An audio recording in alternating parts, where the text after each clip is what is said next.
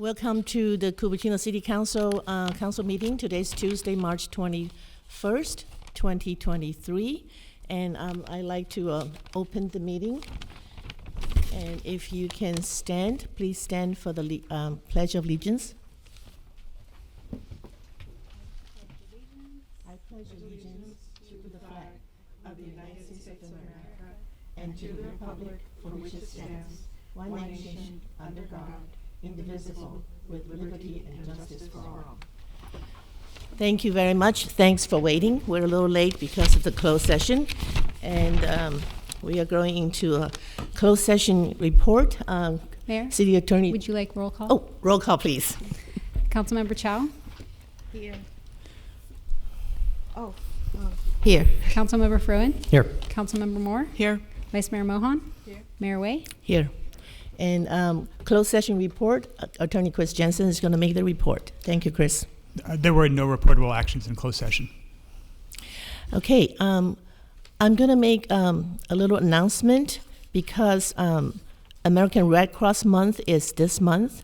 So I'd like to take a moment to recognize that March is American Red Cross Month.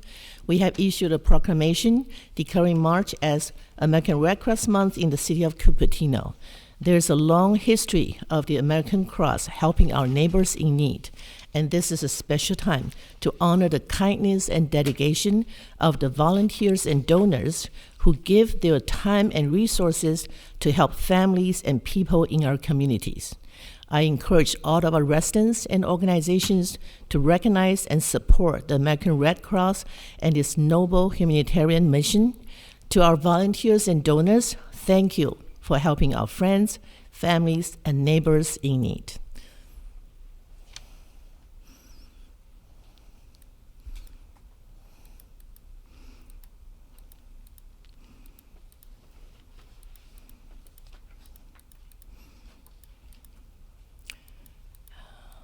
And today, I have a very sad news to share with you. Our Board of Trustee with the Fremont Union High School District, Roy Rockling, passed away on Sunday. He was an intelligent and kind man. He served our community and taught at Lindbergh High School before he became board member with Fremont Union High School District. I have served with him for many, many years. He was not just a Board of Trustee, but also a mentor and also a friend. I'd like to give a few seconds of respect to Roy. Please take him and his family in our heart. So maybe 20 seconds to think about the good things he's done for our kids and for our community.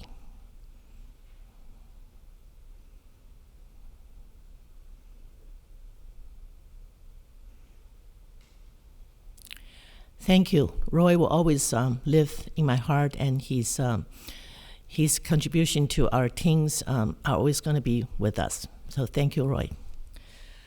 Okay, now we're moving to postponements and order of the day. Do we have any postponements order of the day? If not, we will move to oral communications. This is a time for the public to speak items that's not on the agenda. So if do we have any cards, Madam City Clerk? Yes, Mayor. We have 2 speaker cards for in Community Hall so far, and I see 3 people on Zoom. So we'll begin with the speaker cards in Community Hall. Okay. Thank you. First, we have Jennifer Griffin, followed by Brooke Ezett.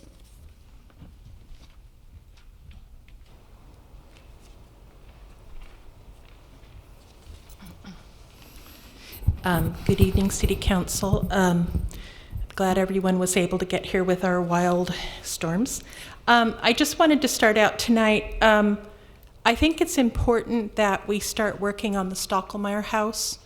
It is very, very easy to forget about the history of Cupertino and our little part of California. And we've had the Stockelmeyer property for quite a while now. We have the orchard, which we'll talk about later, with the orange orchard, etc. And I used to actually ride the bus down the hill when I was going to De Anza, the 23 or 24. And I would see the fish ponds, I think, that were actually, because you're up high enough when you're coming down, we called it Hoo Hoo Hill. and you could see into the property. And I always wondered what the fish ponds were that were there.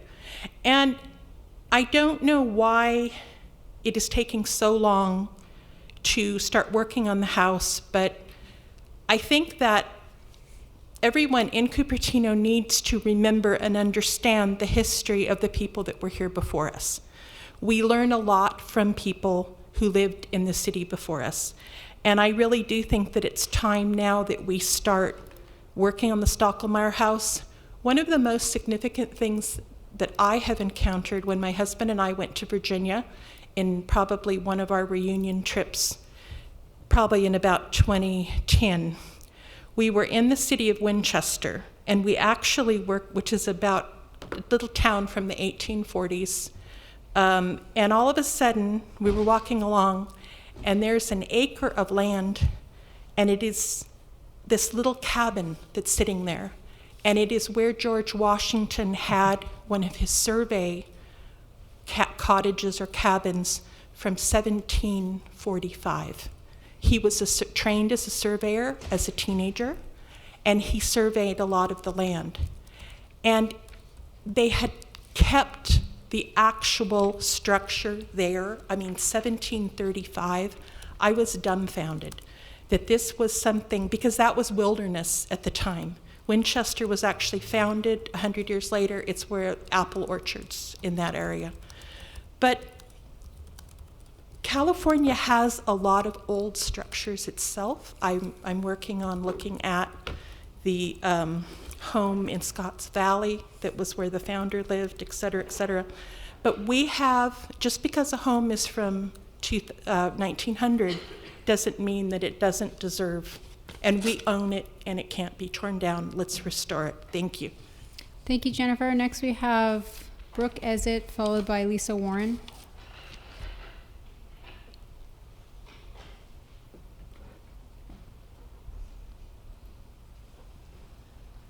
Good evening. I don't know where to begin to express my disappointment at the last council meeting about the behavior of people that participated in the council meeting. It was like something out of a medieval fair, bear baiting, etc. You know, the whole point of this sort of a situation is to exchange ideas. It is not to pillory people. It is not to abuse them. And we had people from out of town coming in here talking very passionately about issues that they didn't understand. We had a section of people that were hooting and hollering and chuckling when they were discussing Mr. Wong, and it was just unbelievable. It was just a completely disgusting spectacle, and it was unnecessary. If you wanted to relieve him of his duties, all you had to do was vote on it. You didn't have to pillory him. I've had many people talk to me in my exercise class, and they've wanted to know when people are going to start to recall the council because they thought it was so offensive. You've turned this man into a martyr, and in the past, when people have come to power, they have just held their noses and waited until the commissioner had termed out. They didn't do this. It was unnecessary. I think you've behaved abominably, and I think you need to be put in time out. Bad counsel, shame on you. Thank you, Brooke. Next we have Lisa Warren. Welcome, Lisa. Hi, thanks. So Kirsten, so I don't ditch you again, can you put that slide up? So Kirsten's going to put a slide up that I asked several meetings ago to share, and I'll tell you why when it's there. Okay, you can see it. All I can see is myself. Okay, there we go. So I would just like this to be for the record and people to understand that this particular image without the edits is from, well, I believe the city has supplied it to a, who is it?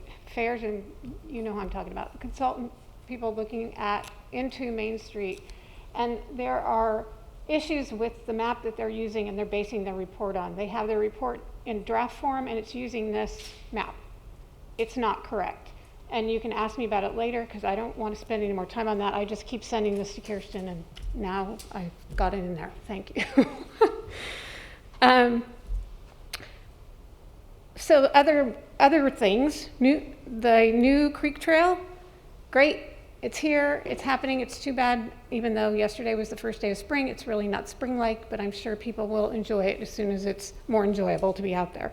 So thank you for that. And it was a good turnout. Interestingly enough, over the weekend I had a discussion, well, having a dinner party with a bunch of friends, and I used the term undue influence in a totally unrelated situation. And people said, "What's that? What are you talking about?" I said, actually, I need to ask that. So what I'd like to know is if we could somehow get a very firm, sensible, definition, I want to say, but more than that, a definition for the term undue influence as it's used in the new procedural manual, and also how it's used elsewhere in the city or beyond. It would be really helpful to have that. So I'm requesting that, and hopefully one or more of the council members will ask for that and staff can produce it for us. I think I'm gonna skip my other thing, but thank you. Thank you, Lisa. And next so that concludes blue speaker cards in Community Hall. So we will move to Zoom. We have San R, followed by Peggy Griffin, followed by JH. Welcome, San. Good evening, City Council. I would like to talk to you today about the capital improvement projects that are ongoing in the city and the experience of a resident that is dealing with the city roads and the traffic conditions. As you may have heard from me on written comment to you, McClellan Road is a complete mess. We have traffic that is going in the opposite lane. The traffic department is not to be found to manage the mess that road has been created. And there are no deputies inside writing tickets, causing a safety situation for traffic that is driving eastbound on McClellan. The problems are completely of the city's own making because of the creation of these artificial no right turn on reds that in turn have led to this traffic scramble. That in turn has led to a large amount of traffic that is allowed to flow when the light turns green, causing cars to back up into the opposing lane as they go westbound on McClellan during school pickup hours. I want to talk about the current projects that are in the pipeline. Of the 8 projects that are in the pipeline for bike, ped, and roads, 4 or 5 of them are related to creating more disasters like McClellan Road. Namely, we are going to create smaller roads. We're going to constrict traffic on the roads. We're going to put in these concrete cinder blocks with separated bike lanes in other stretches, such as McClellan extensions, such as Stevens Creek Boulevard extensions. And we're going to add buffer zones on De Anza Boulevard. We cannot have our cake and eat it too. We are trying to increase density for the housing element. We're building high density mixed use project all through Stevens Creek and potentially De Anza as well. And at the same time, we're trying to constrict traffic with these projects. I request the City Council to please bring some common sense to these projects and defer funding for all projects that constrict the flow of traffic and create safety hazards for the public. I further request you to please have simple fixes, which is eliminate the no right turn on red. If you eliminate the no right turn on red and introduce crossing guards, which we already have, we do not need more crossing guards. McClellan and Bub already has a crossing guard. We did not need the scramble. We did not need the no right turn on red. So kindly please look into this. I do see our Vice Mayor Sheila Mohan, who is in the area, taking a walk, so she is aware of the situation. I have seen that stretch has as much as 10 minutes of wait time to get to the traffic junction. So appreciate anything you can do. Thank you. Thank you, San. And our final 4 speakers on Zoom will be Peggy Griffin, JH, call-in user 1, and Tessa Parrish. Welcome, Peggy.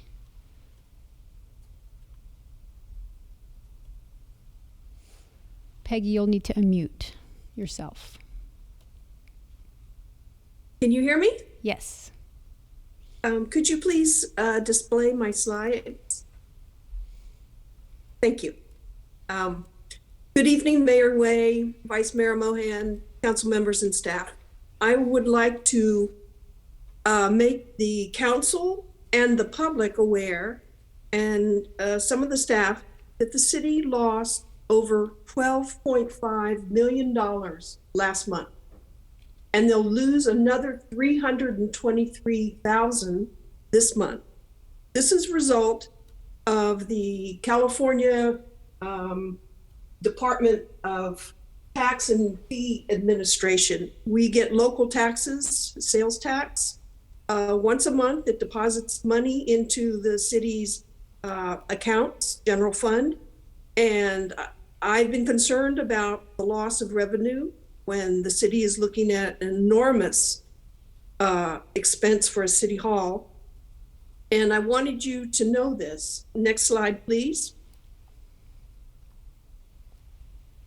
Here is the statement for February 15th, 2023, and it shows that the city lost $12.5 million. It wasn't transferred. And there was a carryover because we still owe $323,000. Next slide, please. This is the statement from March 10th. This is March 21st, 12 days ago. And we still don't know publicly that this actually happened. I have several questions regarding this. Why did this happen? Why wasn't the council and the public informed of this massive multi-million-dollar loss in revenue over a month ago? Why wasn't the audit committee informed when they met in February, at least weeks after it was known? How much more will the city lose? And does the city have to give Apple and Insight their 35% sales tax kickback in spite of this loss? Thank you. Next slide, please. And on a different topic, this is not on today's agenda. This is the existing sign for public storage. And this is a picture on February 16th at almost 12:30 p.m. and their light is on. I reported it. Now this is over a month ago. Next slide, please. This is last night, again, about the same time, and the light is still on. I reported it again. This time though, I added the term does not follow conditions of approval, and I think it got routed to planning. How long does it take to get them to turn their light off? I have a request. Thank you, Several Peggy. That is your time. Okay. And our next speaker is JH, followed by Colin User 1, followed by Tessa Parrish. Welcome, JH.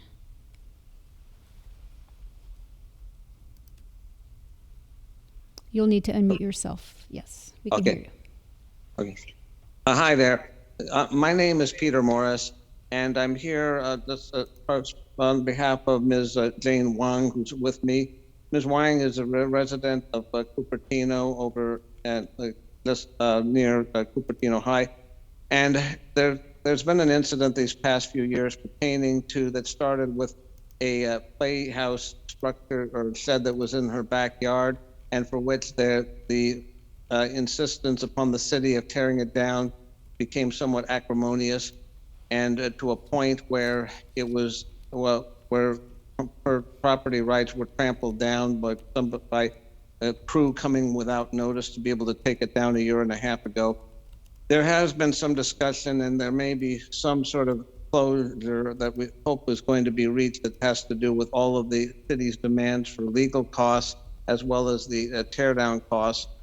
But we do want them to please keep in mind that she has been out of pocket significantly for the original cost of the construction, the materials that is, and in addition that she's had also her own legal costs that she's had to be able to bear in terms of being able to try to to go to consist, I guess, regular court battles with the city via the third-party legal firm that they've retained, who's done nothing but do everything possible to stall and force multiple actions that have now reached the point where some agreement is going to have to be reached in order to be able to bring this to an end.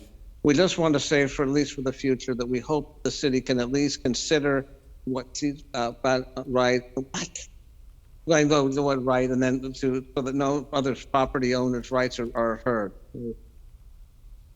Okay, so I do want to just ask that to please think in mind that Ms. Wong and her family has resided here for 15 years, and that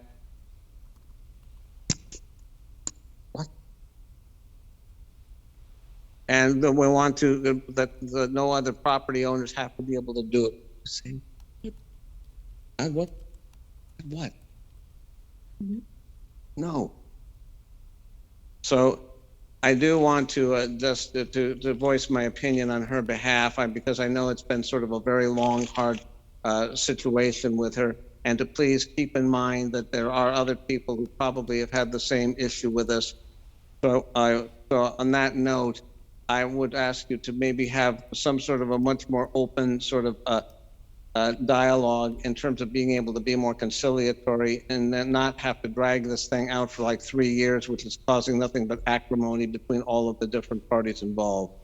So I do want to thank you for your time and do hope that something good can come from all of us. Maybe not for her, but maybe for other residents of Cupertino. Thank you.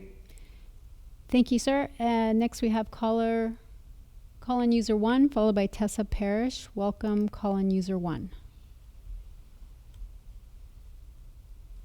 Dear council members, the guests, and the residents, and we are the one family. We have one resident earlier, and thanks for the support. And we actually kind of lost faith some in the court system, and we hope we don't lose the faith in the councils as well. And today we had some unfortunately news because we had some internet issue in the city hall and past the outside law firm that give me skill. So the default past whatever the amount they all opinion the tolerate fee and was granted to the city, and we want also work with to get this thing somehow to the circle. And the thing is, we asked, because we also had amount legal on all 3 different legal consultants, and although city permits fee a couple times. And the thing is, we want to put some cost to it because we had this build up 2 times down and taken away belongings as well, because we don't want all these things happen and overreaching and overstepping to the residents and homeowners in this city. And this in all situations, the tolerate fine, the fees, and patterns keep going. So we thinking at least need compensating and the material cost for the build up with the high 5 figure, and also some legal fees, and to that extent, and so we can put the fee structure back, and if the kids already have so resent on this, maybe help some residents if they need a temporary stay and a homeless, whatever. So those kind of patterns will not continue to have city overstep any homeowner and in this city. So we want the council to consider that. So we have both will reach a conclusion to this matter. And thank you so much. Thank you. And our final speaker is Tessa Parrish. Welcome, Tessa. Hi, good evening, council and staff. Today, my comment, I have a couple of comments. One of them is I'm very saddened about the last meeting. Brooke mentioned, I was saddened that our young youth has no respect for the elders. A respected individual of the community was pretty much, yeah, it was like a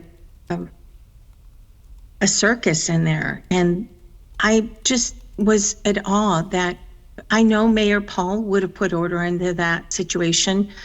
And I just wanted to bring that to your attention so that in the future, there could be some order. I actually looked for the sheriff. It was like in the past, that would not have been tolerated.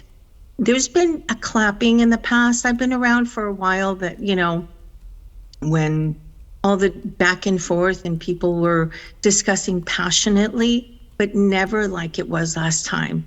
It was very embarrassing. That video going out from our city was embarrassing. And I just wanted to plead with you to not let that ever happen again. And please put those people, Mayor Paul stopped and said, please, will everyone stop their, whatever it is, they're clapping or whatever. He put order into it. So please do that in the future. Also, during the meetings, it appears to be hostile. It does not seem to be a safe environment. I get some hostility from a group of people towards other people, and it just doesn't feel like everyone's working together. I wanted to just plead with you, Mayor Hung Wei.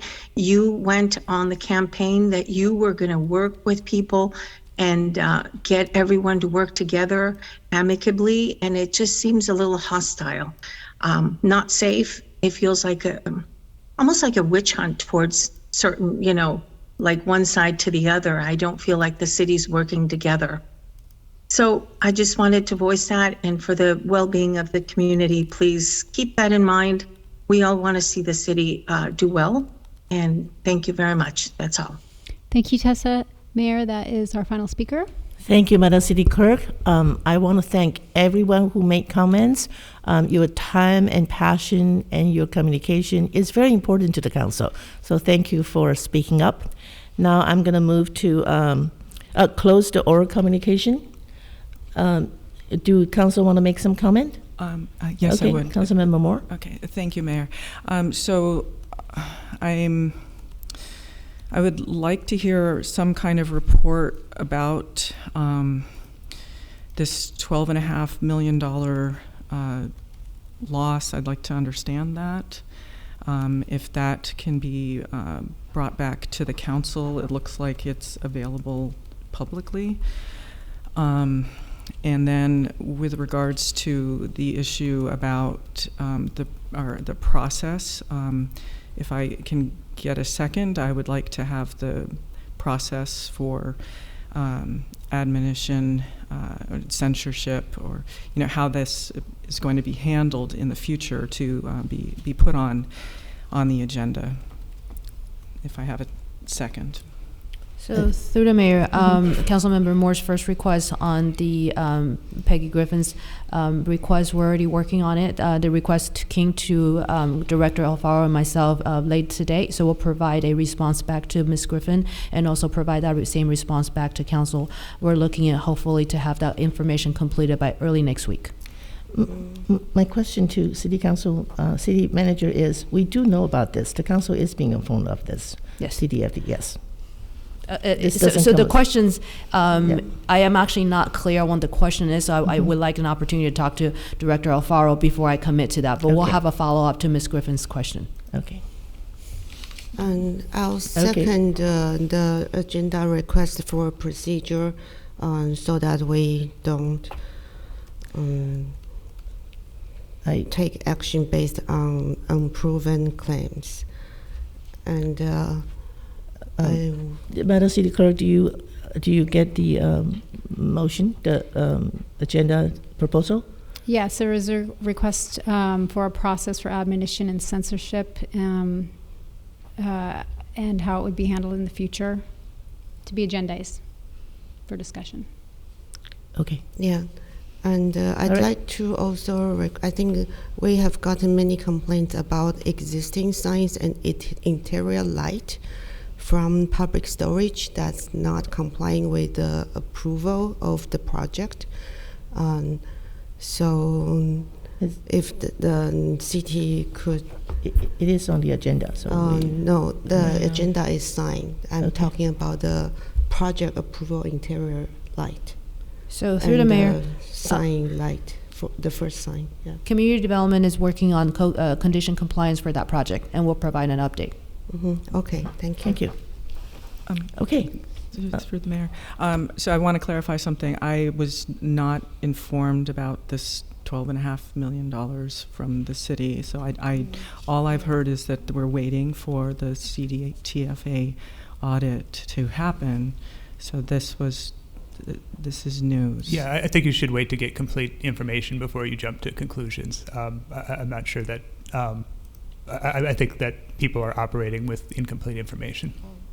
Okay, thank you. And is this related or not? I don't. So I think we'll provide the update. Yeah. Oh. Okay. And lastly, through the mayor, I don't know if we need to wait until the end of this meeting, but with regards to our sign ordinance in general, when would be an appropriate time to make a motion to revisit that ordinance? I have some questions about what's allowable in my own neighborhood that I've seen. Through the mayor, so to have a study session or any sort of work to be done on a sign ordinance right now would have been considered a work program item, which is not part of the work program. The council has provided direction to staff for next year.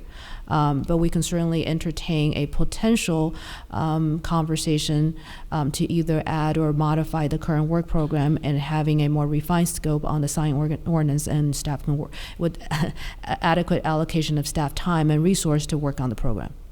Okay, thank you. Okay, so that completes the oral communication portion of it. We're moving to consent agenda, item number 1 to 6. If I understand correctly, number 3, number 5, and number 6 have been pulled. Do we have more items that council member would like to pull? If not, may I have a motion to approve consent? Mayor, I do a Yes. public comment request for item 5. Oral communication. Oh, it was pulled, yeah. so actually. So But you still number 3, number 5, number 6 have been pulled. So if you want to make comment on number 3, 5, 6, you need to wait until we come to that item. Oral communication, public comments is for number 1, 2, and 4. Do we have public comments for consent number 1, 2, and 4? No, Mayor, I see no raised hands, and I have no speaker cards for those items. Alrighty, so may I have a motion to approve consent calendar number 1? Is that for, no? No,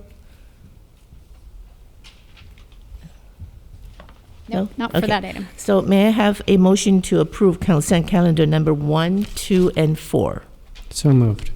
May I have a second? I would second. It's been moved and seconded. Any discussions?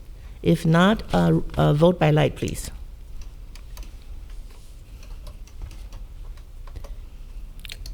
The motion carries unanimously. Thank you, Madam City Clerk. Okay, because of the time-sensitive issue on the number 6, I'd like to make a motion to move number 6 right after the consent calendar before the public hearing. May I have a second, please? Second. We have a motion and second. If no discussions, let's vote by light.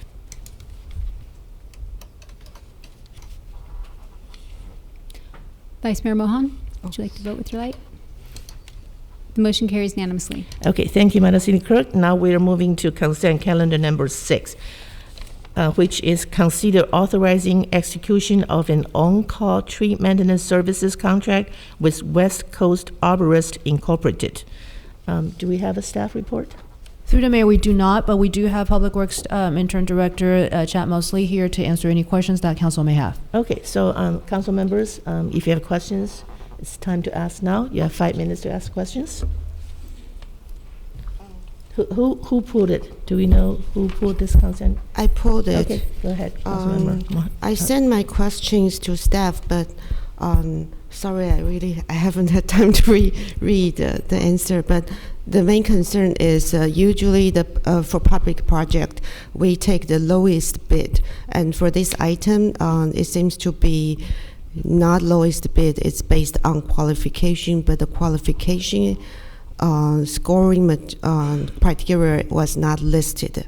I remember usually when it's qualification based, the council has to have resolution on specific type of project. We may have qualification based, and also the qualification has to be public information, and that information is not available. I think this is to ensure fairness for all the respondents so that they are being considered fairly by a public agency. So I remember we approved something for the library expansion project only specifically, but this is a different project when we can consider qualification rather than just lowest bid. I'll defer that question to Director Mosley. Good evening. Good evening, Council. Chad Mosley, Interim Director of Public Works. We did respond to that question in one of the supplemental questionnaires, but I do have Jimmy Tan, our Assistant Public Works Director, on the Zoom call to answer this question. He's been handling many of those questions, so I will hand that off to him. Good evening, Honorable Mayor, members of the City Council. I'll be happy to answer the questions. Yeah, the RFP that was sent out, was advertised, included the qualifications that were looked at, in addition to the cost, overall cost. So, we had a pricing table attached to the RFP that requested unit prices for various different items that were part of the scope of work. So with that, at the time when the proposals are due, the city staff actually reviewed all of the unit prices and compared them with various different contractors that submitted. And out of the 6 contractors, West Coast Arbors was submitted the actual lowest unit price for the project. So we are selecting West Coast Arbors, which is the lowest unit price contractor. In addition to that, we did review the proposals, and then we ensure that the firm actually has the qualifications as well as the proposals were verified to be responsive, or actually be responsible and qualified, as well as that the company can perform the scope of work that's identified in the RFP.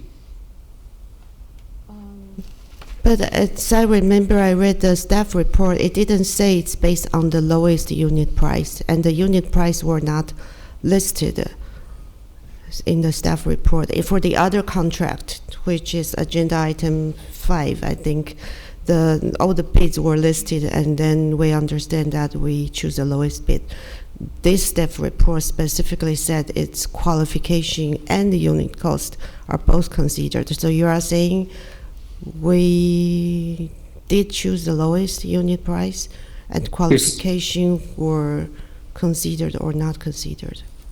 Well, we always have to consider qualifications for any contractors that we select, for any of our projects that we have, that we procure for our cities, right? So with that, in addition to the qualifications, we still have to look at the overall cost to make sure that the contractors, provides efficient cost to do the work that we're asking them to do. So with that, it's both, as part of the overall evaluations, both cost and qualifications were considered. And might I interrupt, please? And for the other contract, that's for actual defined work that will be happening. For this one, it's an on-call service. We don't know what work will be necessary until that work comes up. So like we just had these recent storms with the trees, we may have needed to call out a contractor to help with some of that. We don't know what that work is until the situation arises. So we based this on unit price and not actual contract work because that work is not specifically laid out at this point in time. Yeah, thank you. I understand this is necessary work. I just want to verify that this is also based on lowest cost. I mean, of course, you want them to meet the minimum qualification, and then once they meet that, it's lowest bid. I think that's by law. Thank you. Okay, Councilmember Moore? Okay, thank you. So looking at this particular agenda item, I'm not seeing an appropriation request like we have on for the orchards, and I was wondering what's the difference there with regards to that, and also looking at the purchasing policy. Is it that you are over $175,000 that this was brought to council?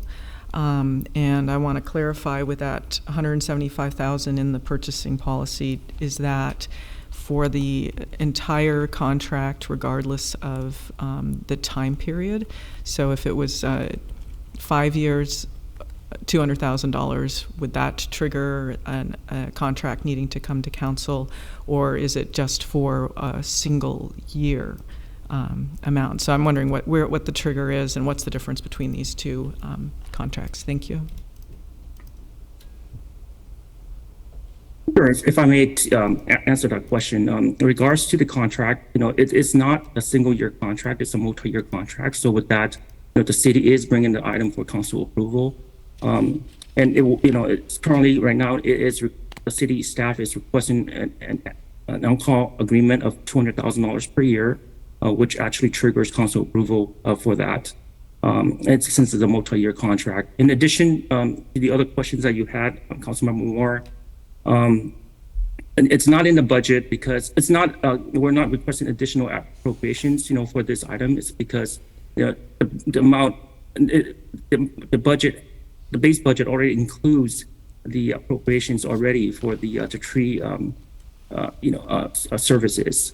So that's the reason why, and it's allocated throughout various different budgets, in our ground maintenance budget and various different funding programs. So, but that's the reason why we're not requesting additional funding for this.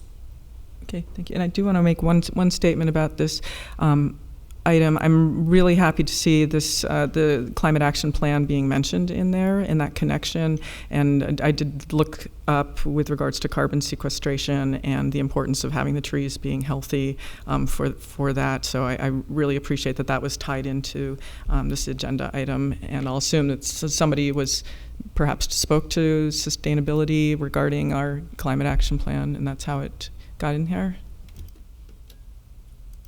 Yes, we typically speak with our sustainability folks every time we put together a staff report to get their input. Any more questions? Not question, comment. We are going to public comment first. Oh, okay. Okay, so I'm going to open public comment for this item. Do we have any cards or Zoom? Yes, Mayor. I have one speaker card from Jennifer Griffin. Anyone wishing to comment on this item, please raise your hand or submit a blue speaker card in the next 9 minutes. This is consent agenda number 6. Thank you. I'm glad to have a discussion about this. I have actually used West Coast Arborist. I have a Modesto ash in my backyard, which is cabled and braced. I've had the tree maintained since I purchased the house in 1995. I purchased the house understanding that I would have to maintain the back tree, and we have. We have spent a lot of money on the back tree. I am happy to report that there was nothing lost in those winds, and we have cables and braces installed. I did consult with West Coast Arborists several times, probably 15 years ago, was very, very impressed. I had to have my Modesto ash trimmed a year ago. I actually looked at West Coast Arborists, but I was able to have another person because they were able to come in for the PG&E clearances. I would recommend West Coast Arborists. And I would say, remember when Rancho Rinconada annexed, it was understood that my neighborhood in 2000, part of the planning was that we came in with fully mature trees. $50,000 was spent to purchase the equipment that actually lifts people up to trim the trees. So there is an understanding that there is an understanding by the neighborhood of Rancho Rinconada that Cupertino will maintain our trees. That was one of the agreements when we annexed. It was very, very important to us. Rancho Rinconada has some of the most mature large trees in Cupertino, and I've been very, very pleased with the city's maintenance of them. But when if you're going to be building a road or doing something else, maybe you can have the lowest contractor, but when you're bidding on tree work, you have to look at whether the group will do a significant job and they know they're different types of trees. You cannot trim trees the same way per species. And you can't take a 40-year-old full-grown tree and trim it the way you would a 5 to 10-year-old tree. If people don't remember, one of our big ashes in Rancho has been valued at $25,000. Now you can go back and look up the records from 10 years ago. So you do not want someone coming in during a time when they're on call and start hacking the trees up. Believe me, I have seen it. I saw our full-grown street trees cut down to 1 foot from the base before we annexed, and that is why we annexed, to protect our trees. I think that the city understands the investment they have in our big trees, the big trees that are at Valco, which are the chamal ashes, which are different than Modesto ashes. But I am pleased that the city is looking at using the West Coast Arborists. I think that they're a very, very good group, and that we will know when the winds blow Thank you, that Jennifer. there are That is your time. responsible people that are not going to hack the trees up. Next, we have Lisa Warren. Hi, I apologize in advance if this isn't an appropriate time to bring this up, but I've been wanting to ask this question. When street trees were planted years ago by the city, and they were responsible for them, they had, and I don't know if this has anything to do, I think the city was doing it themselves, but it is important to the growth of the trees and the health of the trees. They had water bags on them, and a truck would come by every once in a while, some schedule that was appropriate, I assume, to fill those bags. And I don't see those anymore. And so many street trees die very young that they're never going to need the service of any of these arborists. So if we could just clear that up, that'd be great. Thank you, Lisa. And I have one person with their hand raised on Zoom, Mayor. San R. Welcome, San. City Council, I would like to understand through the council if there is a element of this that can be looked at, which is the on-call activity. 200,000 per year is a fairly steep amount. How much of that is cost attributed to the on-call nature of this partnership contract versus the use of an external arborist but without an on-call? The reason I bring this up is because when residents fill a 311 request, there isn't on-call service that is looking at the request after hours. After hours, we need to call emergency numbers that are listed. And so I'm wondering if the on-call is fully warranted or if it would be on a monthly basis or during stormy winter if we did have a season of storms. In a regular season, on-call services are not warranted.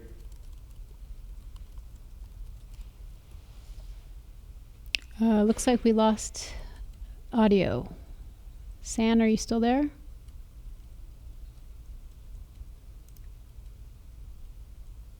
Okay, looks like the call dropped. Mayor, that is all for public comment for this item. Thank you, Madam City Clerk. I'm going to close the public comments and bring it back to council for comments. Councilmember Chow, I think you said you had a comment? Yeah, I'd like to thank the staff for providing all the 6 applicant respondents to the RFP. That's really good practice that we are starting. I think those were not used to be provided. So thank you for that. And I wish that the RFP could be provided also, so we have some context on what's being requested. And I checked the staff report again. The staff report did not say we are taking the lowest bid. So I think I understand that lowest bid may not always be the best if it were our own house, but my understanding is by law that's required of public agency. And if we do not take lowest bid, there is a specific term. I wonder if city attorney can shed some light on what kind of requirement the city has in terms of taking lowest bid, or on what condition we can base it on qualification and the price. And yeah. So the municipal code provides that the city council can make findings to award contracts to other than a lowest bidder in certain circumstances. So that finding is not necessary here because based on the combination of qualifications and price, Public Works is recommending that the council select the lowest bidder. So the code usually is we select the lowest bidder. For certain types of contracts, that's required. For others, there's more flexibility. Oh, so for others, we can make findings, so we don't select the lowest bidder. That's correct. So I think for this instance, I understand we are selecting the lowest bidder, but we don't need to make that finding. But just in case this is not the lowest bidder, but maybe the best quality, what kind of finding the city council would have needed to make in such case? There would have to be findings in the municipal code. I could provide you the exact language. I don't have it in front of me right now. So if that's the case, when we approve the resolution, is supposed to then include those findings so that the city can use a contractor that's not the lowest bid. Right. If that was required, that would be part of the recommended action. Okay. Thank you so much. And can we answer some of the public's question? There was one. Do we have council comments? Or? Anybody has council comments? I would like to really thank the Public Works because I think this contract seems to be, we have residence verification is a really good company, and we really need on-call with trees because this is, with the weathers right now, this is very important. And also our Public Works work closely with the Sustainability Department to make sure our planetary trees are being taken care of, so thank you very much. Councilmember Moore? Do we have anything in place to replace some of the street trees, particularly in our commercial areas, that might have not died and not been replaced over the years? Because there are some places where there just isn't shade any longer, and I was wondering what our policy and what we have for a program on that. Okay. I think we're approving this contract. I believe we are straying from the agenda, yes. Yes. Okay. Yeah. So there's nothing within this, it's just trimming, it's nothing about replacement of the urban forest. I'll defer to Chad or Jimmy on that. This is mostly for maintenance, but there could be situations where removal or replacement are potentially part of it. But most of this is really going to be for trimming and removing damaged trees. With respect to replacements, we typically replace commercial trees where necessary. If there's gaps that people are noticing, they can alert us of those. Typically, if you see gaps, we've been trying to replace those, and one of the reasons that we haven't been able to put a tree in there is potentially there's a PG&E vault or some water facility that's underneath it that it's not typically a good idea to put a tree over those facilities. Okay, thank you. How much time I have? It's okay, a couple minutes. I want to ask the question, I think one of the public member asked about exactly when we will use this on-call maintenance service. My understanding is the city does have staff on, our staff does have the ability to trim trees, and they go around the city region by region to trim them and maintain them over the years.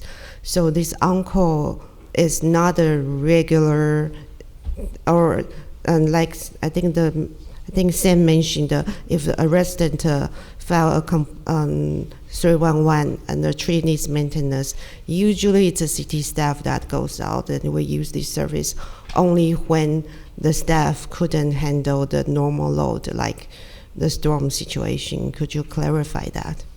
You're correct. This contract would typically be used for situations where potentially you need a crane to remove the tree because it's so large. Some situations when there's work around PG&E wires, where we need a professional who's qualified to work around PG&E wires. Not necessarily for late night calls. We have on-call city staff that can go out and typically address those. But this is going to be for those situations like you had mentioned, where potentially just recently there's more work than our city staff can handle. We may ask for a crew to come out and help, or for especially difficult situations. Okay. Thank you. Yeah, thank you. That's good so to know. So if there are no more comments and questions, may I have a motion to approve the contract, please? I move the staff recommendation. Thank you, Councilmember Chow. May I have a second? Second. Second by Councilmember Froon. If there's no more discussions, let's have the vote by light, please. The motion carries unanimously. Okay, thank you, Madam City Clerk. So I'm going to move to public hearing. That's item number 7, consider petition for reconsideration regarding the City Council decision on February 7th, 2023 to uphold the appear in part approve one of the 2 requested freeway-oriented signs and deny the requested sign exception. Application number EXC 2022-003. And I'd like to open the public comment right now, the hearing right now. So the recommended action is for City Council to conduct a public hearing, adopt resolutions number 23039, denying the petition for reconsideration. I'd like to open public hearing and then staff presentation, please. Mayor, through the mayor. Mayor Wei. I would just like to remind council that our newly adopted procedures require disclosure of any ex parte contacts. So this would be the time for anybody that has had ex parte communications with the applicant or the appellant to state those. Okay. You raise your light. Councilmember Froon? No, Councilmember Moore? Your light is still on. Yes, so I spoke with the appellant, Rhoda Fry, is that right? Petitioner. Petitioner, thank you. Vice Mayor Mohan? Yes, thank you. I too spoke with the petitioner, Rhoda Fry. I also spoke with Connie Cunningham about this topic. Councilmember Chow? So I spoke with the petitioner Rhoda and visited the site with her last Wednesday at night. And all right, thank you. Yeah. Does email communication count? That's not entirely clear from the policy. If council wishes to disclose it, it may. Okay, so I'll disclose. I have multiple emails with Rhoda Fry. I actually forwarded the emails from Rhoda Fry to the written communication for this meeting, so it's on the record. So I've also spoken briefly with Ms. Fry. I've reviewed all of the emails that she has sent, including the ones that Council Member Chow included in the public record.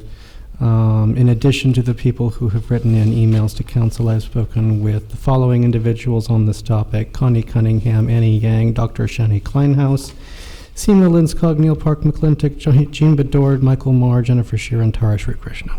Okay, thank you. Okay, now we are going to do a staff presentation, please.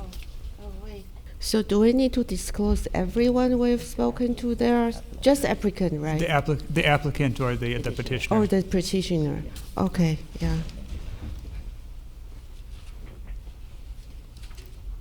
That presentation, please. Thank you. Sorry about that. John Martier, Senior Planner, Community Development. Thank you for your time, and good evening, Mayor and Council, and to the Cupertino community at large. Again, the introduction by Mayor Way is essentially the subject, as well as, I'll repeat as well, as the considered petition for reconsideration regarding the City Council decision of February 7, 2023 to uphold the appeal of Planning Commission Resolution number 6962, in part approve one of the two requested free-oriented signs and deny the requested sign exception. The applicant, who's also the appellant as well, during the council hearing on February 7th, is David Ford from All Sign Services. He is in attendance as well, and we have petitioner Rhoda Fry. I do want to let you know that earlier this afternoon, after the council received their presentations, I did make some modifications to the presentation just to have it read more clear and consistent with the staff report. So if it caused any confusion, I apologize, but I wanted to get that, made you aware of that before I started. So a little bit of background, starting with February 7th. Council on February 7th, 2023 upheld the appeal of Planning Commission Resolution 6962, in part approved one of the two requested freeway-oriented signs and denied the requested sign exception. 10 days later, as is customary within the 10-day period to reconsider, Rhoda Fry submitted a petition for reconsideration for Council's decision. City Council reconsideration. Municipal Code Section 2.08.096 authorizes any interested person to petition the City Council to reconsider any adjudicatory decision made by the Council. A petition for reconsideration must specify in detail each ground for reconsideration. So grounds for reconsideration 1. First ground. So an offer of new relevant evidence which, in the exercise of reasonable diligence, could not have been produced at any earlier city hearing. Petitioner has cited a public storage blog post without explaining why post is relevant to interpretation of the sign ordinance. So the staff's recommendation is to deny the reconsideration on this grounds, as presents arguments and evidence that were available at the time of Planning Commission and City Council hearings, and offers no explanation as to why such evidence, the blog post in this case, could not have been introduced at time of those hearings. Grounds for reconsideration 2. An offer of relevant evidence which was improperly excluded at any prior city hearing. The petitioner argues that evidence was improperly excluded from hearing, citing various evidence that was allegedly not presented to council. Staff recommends denying reconsideration on this grounds, as no evidence was excluded from the hearing, as well as a failure of an interested party to submit evidence that could have been produced at prior hearing is not a basis for reconsideration.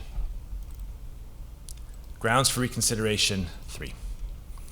Proof of facts which demonstrate that the City Council proceeded without or in excess of its jurisdiction. The petitioner argues that City Council proceeded without or in excess of its jurisdiction, citing an undefined validation from Caltrans. Staff recommends denying reconsideration on this ground, as Council has jurisdiction to review the Planning Commission's decision and affirm, modify, or reverse it. Grounds for reconsideration 4. Proof of facts which demonstrate that the City Council failed to provide a fair hearing. Petitioner argues that Council failed to provide a fair hearing, citing discussion of the sign ordinance by City staff. Staff recommends denying reconsideration on this ground, as there is no evidence that any interested party, 1, was deprived of the opportunity to present evidence, or 2, the hearing did not meet standards of procedural fairness, including notice and an opportunity to be heard. And finally, grounds for reconsideration number 5. Proof of facts which demonstrate that the City Council abused its discretion by not proceeding in a manner required by law and or rendering a decision which was not supported by findings of fact and or rendering a decision which in the findings of fact were not supported by the evidence. The petitioner argues that council abused its discretion because a council member compared the public storage sign to the Cupertino Hotel sign. Staff recommends denying reconsideration on this ground, as petition does not explain why this comparison constitutes an abuse of discretion. One errata that was brought to our attention a few days ago was revision staff report, page 2, paragraph 4. It should read, first petition argues that reconsideration is warranted because there is relevant evidence. So the no should be crossed out. There should be no in there. Recommended actions that the City Council conduct a public hearing and adopt resolution number 23, attachment A, denying the petition for reconsideration. And that concludes my staff presentation. Okay, thank you. And I think we can have the petitioner's presentation. Ms. Rhoda Fry, can you?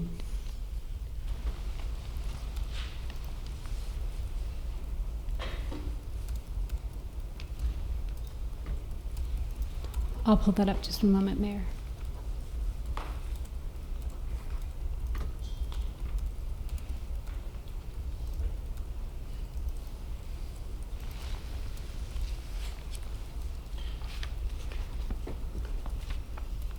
Okay, I believe you can see it now.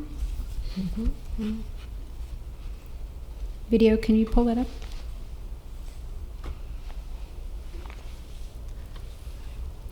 Good evening. Thank you for the opportunity. Council voted to approve the sign without having the necessary data and direction to make an informed decision. The red arrow points to the proposed sign location. Next slide. You only need one reason to reconsider, and there are many. Now you have the opportunity to respond to your residents' health and safety needs and to follow the municipal code. Next slide. Per the city website, the sign ordinance provides the regulations that the city has adopted to ensure that signage does not impinge upon the aesthetics of the city and does not inconvenience the public. The building's excessive exterior lighting gives you an idea as to the impact of the proposed sign. Next slide. There were many missteps during the approval process. You could not have a fair hearing because relevant evidence was improperly excluded. You were told that you had to vote for one freeway-oriented sign because the building had none. In fact, the building already had its one allowable freeway-oriented sign as defined by the municipal code. The red arrow points to it. The blue arrow is a freeway sign, and in between is the massive building. The staff report, next slide, assumed that only sign 2 and 3 shown below are freeway oriented and incorrectly assumed that sign 1 is not freeway oriented. I mentioned in the reconsideration petition, sign 1 is visible from the Highway 280. Consequently, council rendered a decision that was not supported by findings of fact. Next slide. The fact that the proposed sign directly faces homes across the freeway was improperly excluded. The above picture is what you were shown. The below one is what you should have been shown. The voices of your most impacted constituents were muted because they were not notified. They were deprived the opportunity to provide evidence. Next slide. The proposed sign number 3 has the appearance, that's the one that's more northward, of being 625 square feet, but the council was told 165 square feet. So here is my schematic of the dimensions with a 6-foot-tall person. As it turns out, an illuminated sign is not measured by the size of the rectangle, it's measured by the area of the illuminated letters. Who would know that? Next slide. You were not told that the building was supposed to be nearly invisible from the freeway. How can you justify approving a highly visible sign now? Planning Commission approved this building because it was supposed to be a low-impact building. A low-impact building doesn't require multiple signs, illuminated signs, or giant signs. The previous building had no freeway-oriented sign for 40 years. The staff report even said allowing more than one wall-mounted sign to a single business is contrary to the intent and purpose of the sign ordinance. Next slide. Council approved the new public storage sign based on the false assumption that it would be the only freeway-oriented sign and its impact would be comparable to that of the Cupertino Hotel. Here is an existing sign that is on public storage that is about 1/3 the size of the proposed sign, and it is much more impactful of the Cupertino Hotel sign, which is pointed to by the blue arrow, because otherwise you wouldn't see it. Next slide. Council was unable to provide a fair hearing because council failed to obtain clear instructions from staff. The city attorney was not provided an opportunity to explain why the prior planning commission's decision had no legal standing. The council received inconsistent and conflicting direction from staff members. Residents were denied the opportunity to provide relevant testimony because the grounds on which you would be making the decision were only revealed after public comment was closed.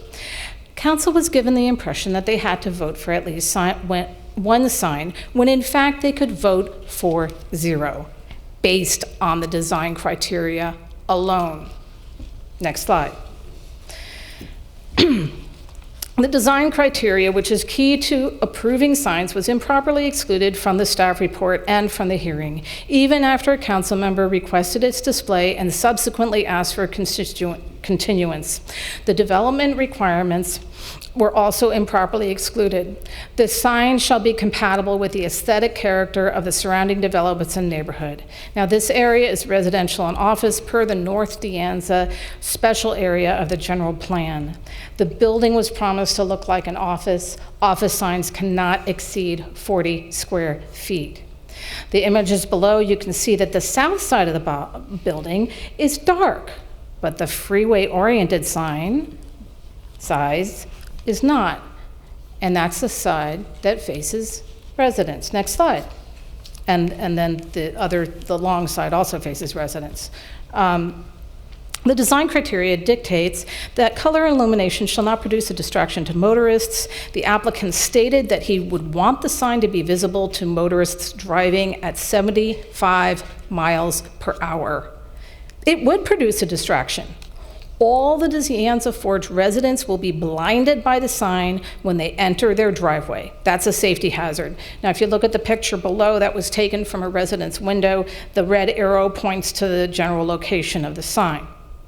The design criteria dictates that the color and illumination shall not produce a distraction to residents. Allowing light to shine into people's homes is a health hazard and a public nuisance. Next slide.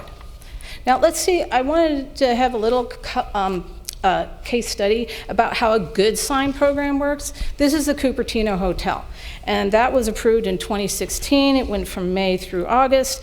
First, they determine the size, then they determine the illumination, and then what they do is they refine. They look at the design criteria. They took a close look at that. They say, is this compatible with the aesthetic character of the surrounding developments and neighborhood?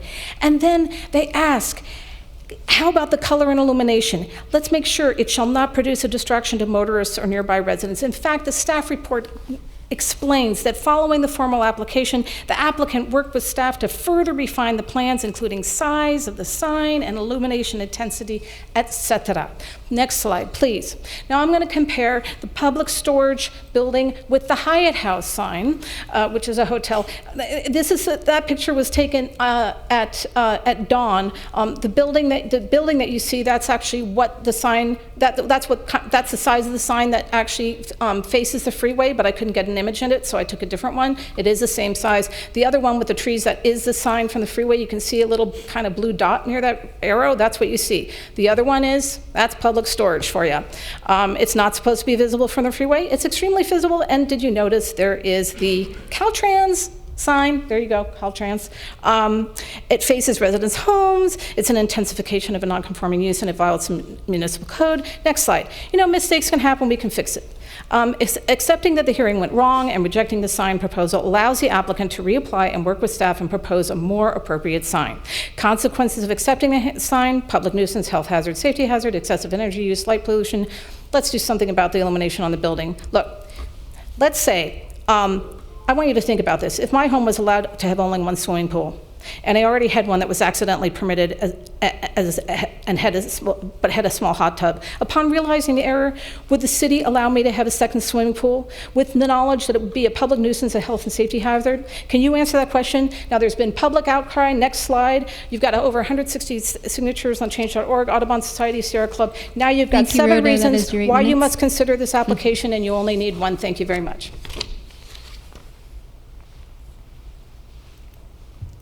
Thank you, Ms. Rorfai. And now we have a applicant's response. Do we have applicants here to respond? If not, we will move to council questions. Any questions from council? 5 minutes, please, if you have questions. If not, I would go ahead. Oh, Councilmember Chow? can you please send us the slides that you had? Mayor, I'm sorry to interrupt. I wasn't clear. Did the applicant have a presentation? Yeah, well, I called for it, but nobody came forward. I'm sorry. Yeah. Your presentation is done, Rhoda. Yeah. Oh, Questions for staff, or just general can we questions. ask question of the... Yeah, if we ask questions, I think she can answer, right? You can ask questions of the appellant. Yes. Yes. Oh, yeah. Appellant or the Rhoda petitioner. Petitioner. I'm sorry. We can yes, ask a question of Rhoda Fry, right? Right. Correct. Yes, Oh, absolutely. Is the slide that sent to the city? Oh, the clerk has it. Could you forward it to the slide? Can you forward it to the council? Yes. Because I don't think I caught it all. It went very fast.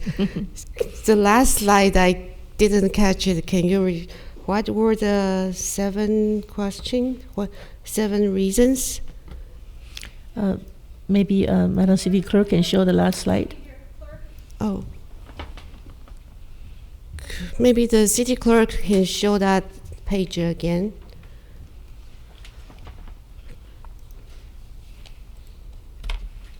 Sorry, I was just emailing it to you. Okay. Let me close that out and share my screen. So I have a question regarding, you mentioned the general plan. It's you say it's not compliant with the general plan. So what is the zonings? So who can answer that? Do I ask the staff or through the chair, through the petitioner? So are you asking if the petition is not complying with the general plan, or no. the sign, or I the public storage? The petitioner claims the public storage building sits in, I think the staff report, I read so many versions of the staff. One of the staff reports says that current zoning is, I think, office and industrial for that site. But I think the petitioner is claiming that the general plan for that site is not industrial use, therefore it's a non-compliant use. It's a non-conforming use. Non-conforming use. So the storage is an expansion of a non-conforming use. However, that is not the action before council today. Okay, but then when we consider harmonious to the neighborhood or the district, we should consider whether it's harmonious to office and residential use, right? You're mixing the sign and the storage building again. So the harmonious criteria that you're referring to is the criteria to consider the sign allowance. What's in front of you is a petition for reconsideration, which are the 5 criteria that staff went through in their presentation. My understanding is last time when we approved that, we had to make findings. Correct. That the sign complies with, I think there were a few findings, and one of them is harmonious to the neighborhood. And, So just to clarify that the building, which is not at issue here, is a conforming use in this district. The building is a conforming use. Correct. Yes, it is. But the district is office and residential use. and the industrial building is conforming use? It's a light industrial zoning as well as planned light industrial office. That's the zoning, but the general plan is industrial. Yes, it's. But the general plan land use for that district is office and residential, right? So the zoning does not comply with the general plan. No, I believe the general plan designation is industrial residential. Is that, John, would you be able to confirm that? Yeah, I'm going to confirm on the map because right now. I think the petitioner mentioned a 2006 approval and the staff report at that time. So did the general plan change? So I'm not sure how this discussion is relevant to the question that we're it's relevant because it has to do with whether we had complete information at the time. And these issues are being raised for the first time. These issues were being raised for the first time tonight. I don't believe they were addressed in the petitioner's petition. It's not clear to me how these are relevant to a petition for reconsideration of a sign. The petition attached a 2006 approval, I believe. It referenced the general plan designation. The petitioner did not argue that the building or the sign was not compliant with the general plan. I'm trying to decide whether the sign should be harmonious to the office and residential district, or harmonious to just industrial. Through the mayor, if I can, I have the map up. It's the land use designation in the general plan is industrial residential. The zoning is planned general commercial, light industrial residential. So it is a conforming use. Mm-hmm. Okay, thank you for clarifying that. Okay, you have 12 seconds. Councilmember Moore? Okay, so are we allowed to ask any questions of Rhoda Fry? Or yes, absolutely. We can. Okay, so Rhoda, you've spent a good bit of energy on this project, and I was wondering if you could provide some insight as to what about this has really driven you to work on this. What brought me here today? Yes. Yeah. Well, when it came up in October, I got a little bit of a bee in my bonnet about it. I had this visceral reaction to having a sign on the freeway, and so I contacted my friends at the Committee for Green Foothills and Audubon Society, who are naturally opposed to it, and they agreed, and the Planning Commission rejected the sign, and that was, in fact, KQED was even interested in the project. And then when it came back to City Council, of course, I assumed that it would have been the same. I've lived here for 40 years. I've gotten involved in various issues, trees, garbage, school safety, all sorts of things, and this one I had a visceral reaction to it, and I think a lot of other people do. As you notice, I did a change.org petition. You've gotten over 160 signatures. Audubon Society, Sierra Club are on board with this, and you've gotten a lot of letters. I would like to know how many letters you got. And I just think it would be, as I said, I think it was on February 7th, certainly in October, this would defile our beautiful highway, and not just. May I interrupt for a moment? Sorry. So you mentioned the building is the sign. Where can you explain where that is from? Because there is a part, and if you could locate that, because there is something about that. Got it. Yes, and actually, just before that, regarding the general plan, the zoning for the North De Anza special area, that is still in place. It was in place, and so it is residential and office. That's what it says, and that's why a project that was smaller than this one at Public Storage was rejected in 2006. So as far as the building as a sign, that's kind of interesting. Public Storage has come up, their architects have come up with this idea, and then they had it in their blog about how it's their new design and that the building is the sign. So, you know, that's why they have the orange wall, which is like, for that particular one is 625 square feet, and then they put the sign on it. But actually, they're saying the building is the sign. So the impact is that you've got this, you know, billboard-sized sign looking at you, and then, of course, there are these illuminated hallways that are fake, and they're also shining into residents' bedrooms, and that is also that whole idea of the design about the building being. It actually says the building is the sign with "is" in italics on their blog and with the building's architects. Okay. All right. Thank you. All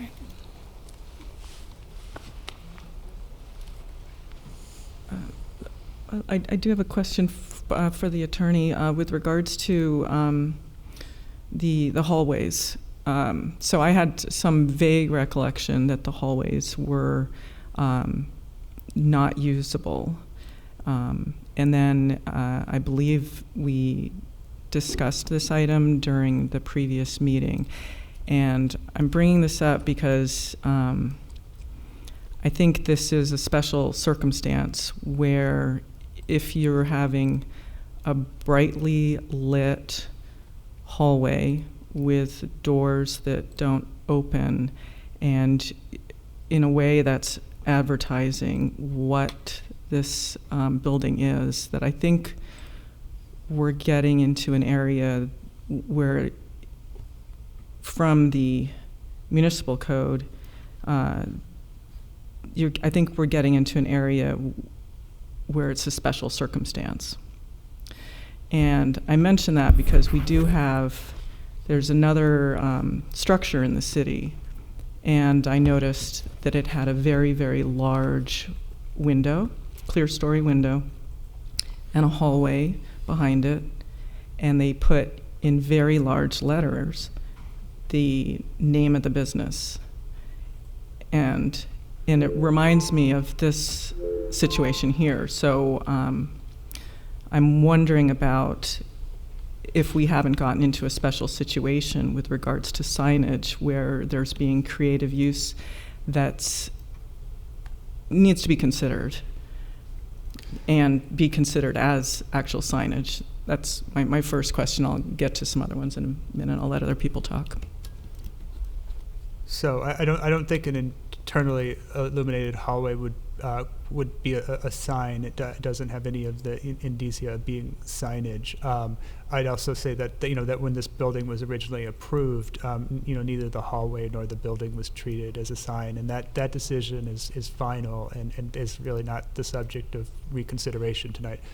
There are provisions for non-residential indoor lighting in the bird safe development ordinance, and those are being enforced with respect to this building. So, pardon? Would you repeat that and explain what it means? Yeah. So the bird safe development ordinance requires that there are that interior lighting is in non-residential buildings is turned off at night. Pardon? At night? Yes. Because I can promise you this is not... At 9 p.m. And so a notice of violation was issued with respect to this building on March 16th to enforce that code provision. Mm-hmm. However, that's not what's before council this evening. That's a code enforcement matter that's separate from this petition for reconsideration. Okay, thank you. Okay, so I'm going to ask the staff a few questions. We have council here. We make ordinances. We follow city codes. We have follow state and federal laws. So I think we need to follow our own laws. When we at this sign, is it anywhere this sign is in violation of our codes or objective standards? Is it extraordinarily big or bright that has any violations of our own rules that we made? John Martyr again. Yes, we believe it is in what was approved, the council on February 7th is in conformance with the sign ordinance. So my next question is, if somehow we don't like this, residents don't like this, council members don't like this, we can possibly revisit the ordinance, but that's not going to affect this project. If we revisit our sign ordinance and have a different, way to prevent something like to happen, but that's not going to retrospect to regulate this project. Through the mayor, I'll take that. Yeah, yes. So the sign has been approved by the council on February 7th. That was a final decision made by council. And you're absolutely right. If the council members and the members of public find difficulties in what has been regulated in the sign ordinance, that is a different task. Perhaps council can consider directing staff to revisit the sign ordinance as a work program item, as council member Moore alluded to earlier during the meeting today. However, the current sign that was approved by council is in full compliance with the regulation that's in place today. And with that said, I would also like to remind council, as laid out in staff report, the petition for reconsiderations can only be made based on the 5 findings and criteria as laid out in section 2.08096.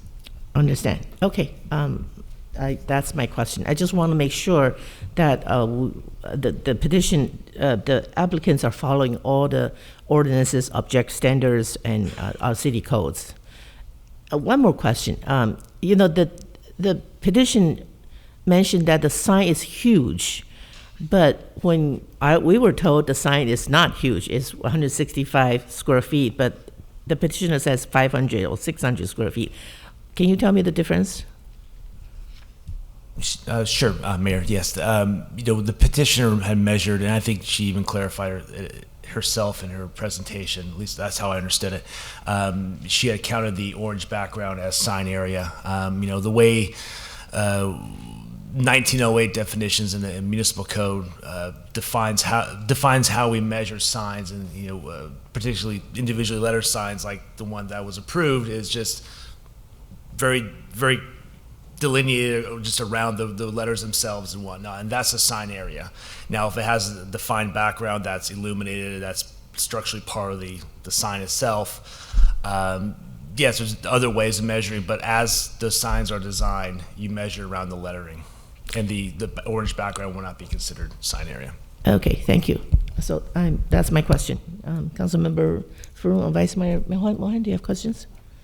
Oh, Vice Mayor, whose slide's on? Councilmember Moore, you have 5 minutes. So you can. Okay. Am I Yeah. right? Yes, please.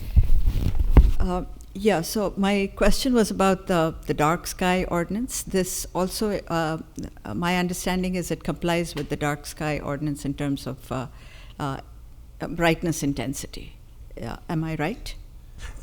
Correct. The sign ordinance has the 250-foot Lambert restrictions on it. If the signs are indeed, turned off by a certain time, and that includes even the interior ones, which are not up for reconsideration now, those would be in compliance with the dark sky ordinance. Correct.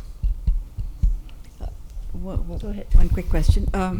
Now, there's something called the good neighbor policy, right? Is there any way that sort of outside of the contract staff can negotiate or bring some of these things to the attention of the storage? Through the mayor, if I understand the request from Vice Mayor, is if there is a request that could be passed on to the developer to be a good neighbor to the community, to voluntarily turn off your light at a certain time so that it minimizes the impact to the residents around the facility. And that will be a voluntary gesture on the developer and the operator side. And staff can definitely follow up with the conversation, but that will be a voluntary gesture on the operator side. In any case, the lights will get turned off at 11 p.m., right? There's no dispute about that. They're supposed to be per the ordinance, correct? It's the way the ordinance reads specifically is 2 hours after closing or end of business, or 11 p.m., whichever is later. Whichever is later. Okay. For 11 p.m. Thank you. More questions? Yeah, just a few in clarification. One, I'd like staff to opine on the easternmost facing sign and why it would not be considered a freeway facing sign. Thank you. The way it was taken in, we had made the judgment at the time of application for this, what was an exception, and even subsequently as a building permit, that this was not a freeway-oriented sign, due to the direction it was facing, as well as just by the way the plan sets were drawn out. We made a determination at the time. The building permit has been approved. The signs have been installed and whatnot, and so. It was a call that we made that we felt was consistent with the ordinance language. Okay. In addition, I had sent in a number of questions in advance, and I had wanted to get some comparative information with regard to the signage that is freeway oriented at the Hyatt House. I was told that it was below the threshold that we allow, but do you know the precise level of luminosity of those signs? I don't know. I wasn't able to look at it. Okay. Do you know how many freeway-oriented signs there are on that building? The application was for 2, I believe. And then to the city attorney, every decision that we make with respect to the 5 potential grounds for reconsideration has to be backed by substantial evidence, yes? Correct, yes. Okay. For the benefit of the public and council, could you give us some examples of what constitutes substantial evidence and perhaps in the negative, what doesn't? So substantial evidence is defined as enough evidence to allow a reasonable person to conclude that the decision made by the approval authority is correct. So that does give discretion to council. However, speculation, conjecture, or unsubstantiated opinion does not constitute substantial evidence under the law. So that's the general standard. So you'd want to point to concrete facts that, for example, showed that there was evidence presented. So just taking the example of the first finding for reconsideration, that there was evidence presented by the petitioner here that both was not made available to council by the petitioner or another party, and also could not have been made available by reasonable diligence. So given that the location, size, orientation, color, all of those characteristics of the sign were known at the time, council needs to apply that standard in light of those facts. And on the 5th prong, the abuse of discretion prong, in other administrative proceedings, it would be sufficient to say that something was wrong as a matter of law in order to be able to reverse it. But is it correct to say that in this instance, you would also have to support it with a finding of substantial evidence? Yeah, there'd have to be substantial evidence that, for example, there was a legal error or a factual error that was made by council at the initial hearing. Okay, thank you. So I have one more question for staff, because the petition does also say that the planning commissioner denied it. So she expects the council to also deny it. Under what condition has the planning commission denied it? Do they deny it? Do they have the right to deny it, or did our legal counsel consult, give them advice? Yeah, I mean, it's adjudicatory decision with the planning commission as well, and as noted, in the staff report for February 7th, that it's de novo decision from the city council. So planning commission, denied the exception and any freeway oriented sign as well. And so it was the applicant who actually appealed it, and so they wanted a de novo hearing in front of city council. So both sets of bodies, decision-making bodies, have the ability to either approve or deny the application as presented. Okay, thank you.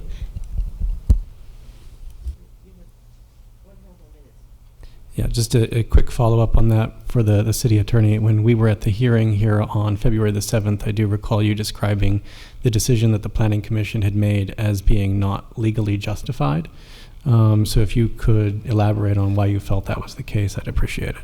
Yeah, I should clarify that. I think that the Planning Commission did not apply standards in the zoning ordinance to make its decision on the sign. It applied other standards outside of the zoning ordinance, or other applicable city policies to make its decision. Okay, thank you. I think we're done with our questioning time. Councilmember, yeah, let's hear the public comments first. Okay, let's open up the public comments, please. Okay, Mayor, I have 5 cards, blue speaker cards that have been submitted in Community Hall. And I see several hands raised on Zoom. Please have your hands raised or speaker cards submitted in the next 9 minutes. I have, starting with Jennifer Griffin, Albert Lee, and Connie Cunningham. Welcome, Jennifer.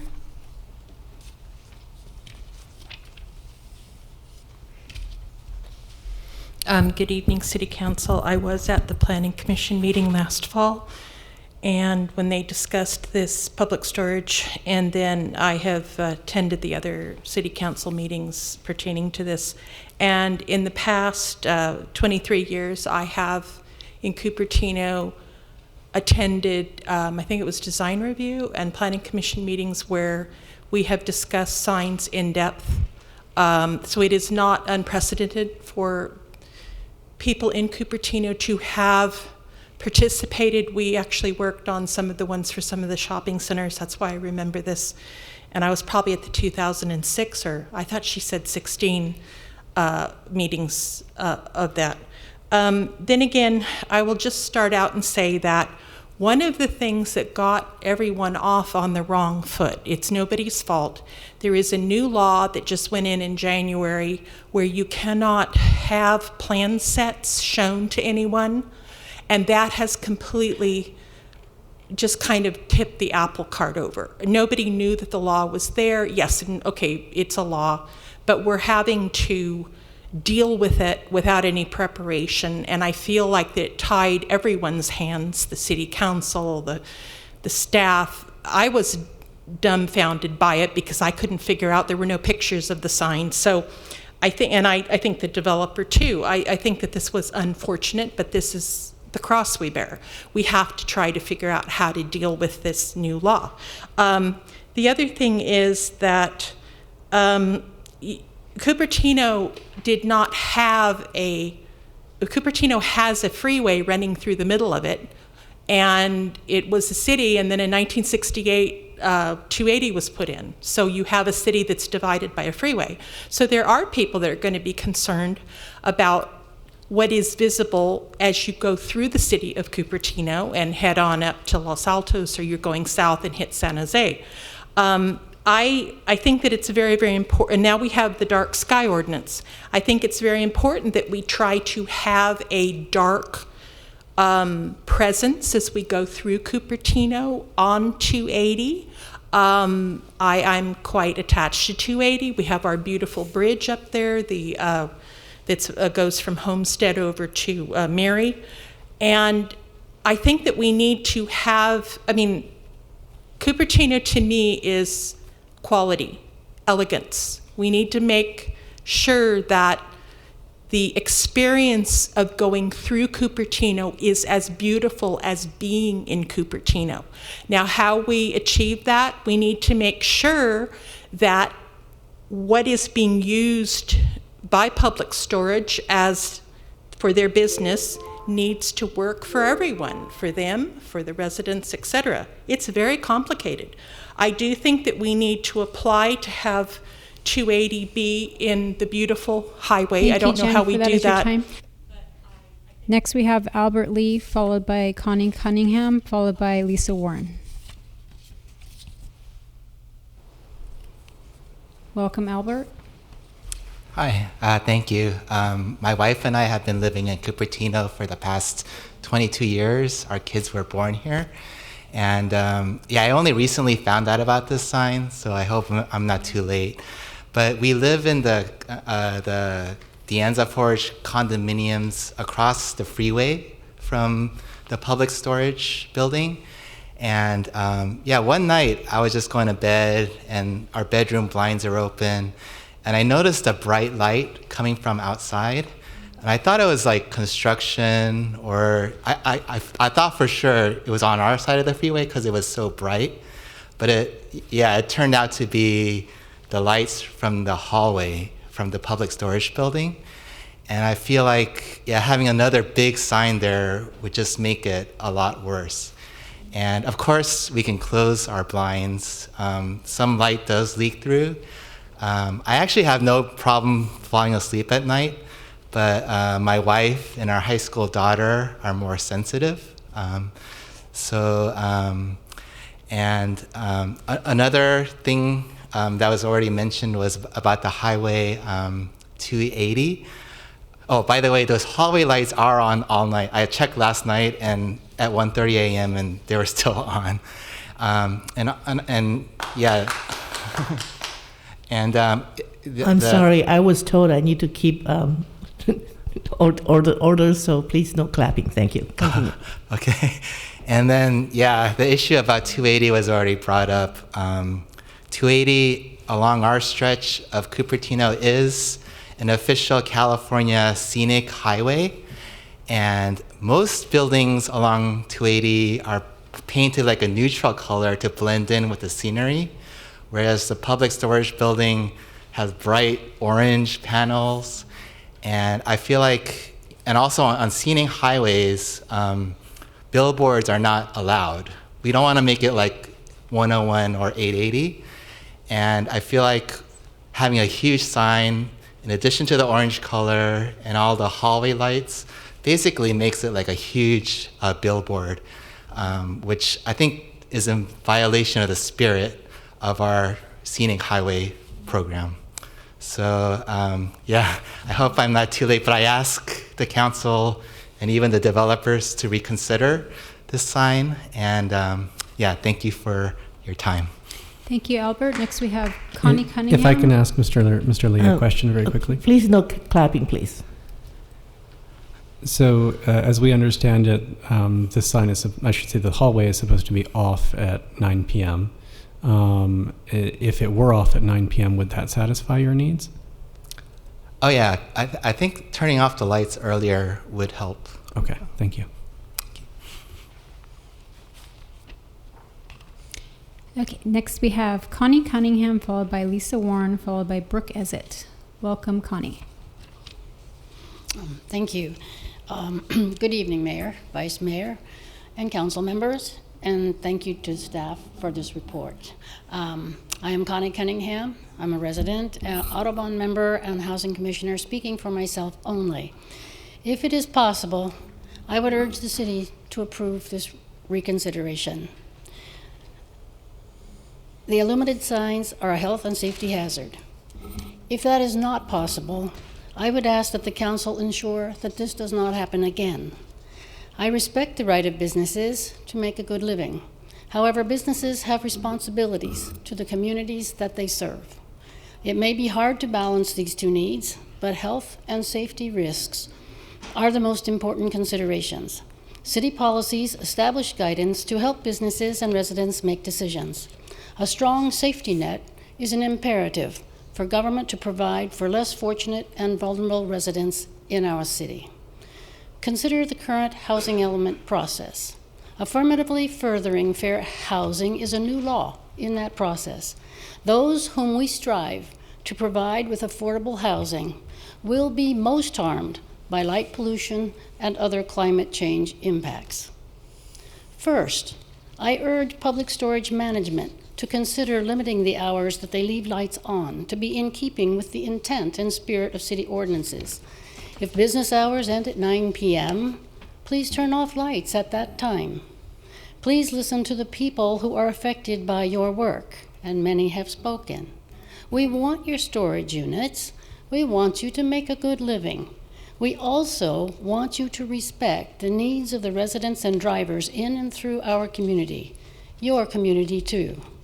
Secondly, I urge City Council to direct staff to revise the sign ordinance to strengthen the requirement for reducing light pollution and light trespass. This would prevent harm to residents and drivers. The applicant stated that there was precedent for using lighted signs.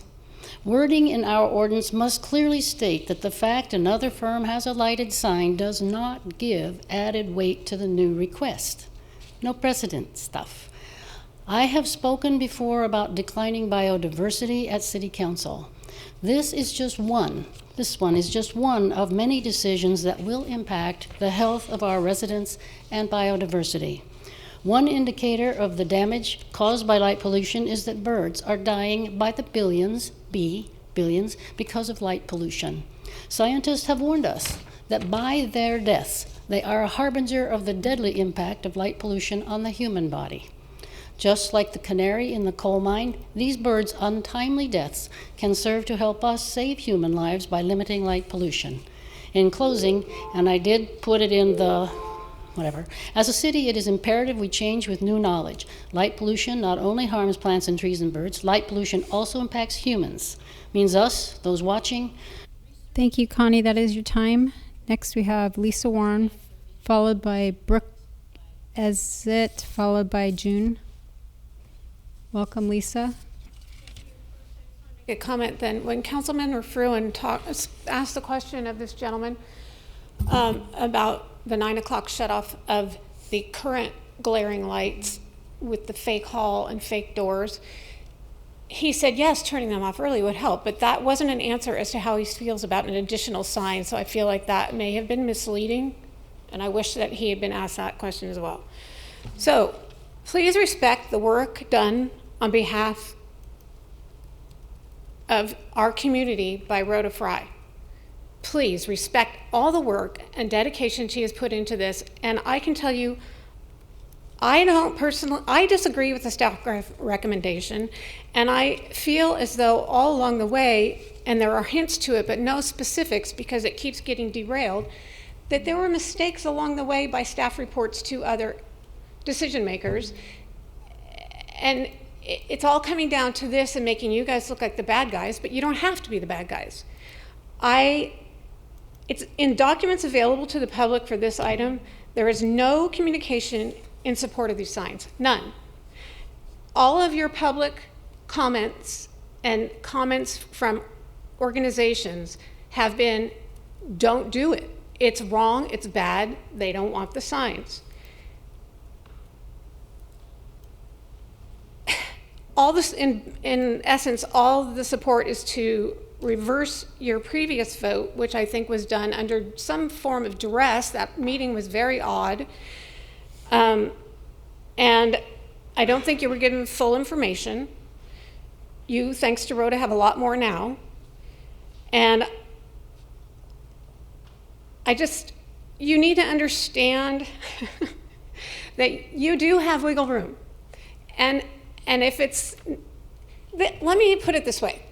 This is a perfect example of give a mouse a cookie. If you give a mouse a cookie. I don't think that this developer gives a cahoot about Cupertino. And I think they're displaying that by not offering to compromise. And I didn't know that the sign size was determined by just the lettering, but when you we can see how everything reflects in the interior, which, by the way, is light trespass. And I can't recall, I think it was Vice Mayor that asked about dark sky ordinance, if it complies. Dark sky ordinance has more than just the facet you specified. There's also light trespass. Light trespass, it will definitely be, and it already is, for the neighbors across the freeway and motorists. So there's so much wrong with this, and I'm so disappointed that we have someone that wants to be part of our community and is forcing things down our throat that no one wants. And I'm sure they wouldn't want it in their own communities. Thank you. Thank you, Lisa. Next we have Brooke Ezit, followed by June. Welcome, Brooke. Shall I cue your video up now, or you speak first? I'd really appreciate that, and that will spare you from having to listen to me speak again. Thank you.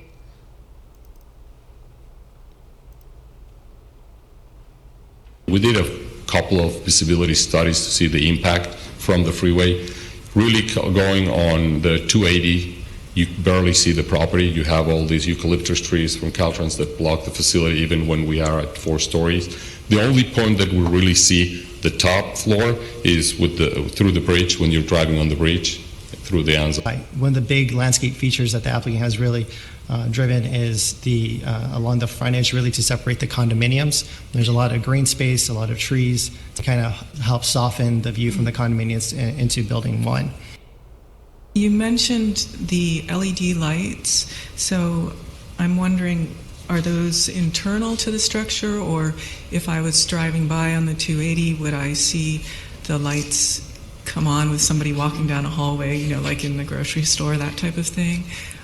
What would the effect be?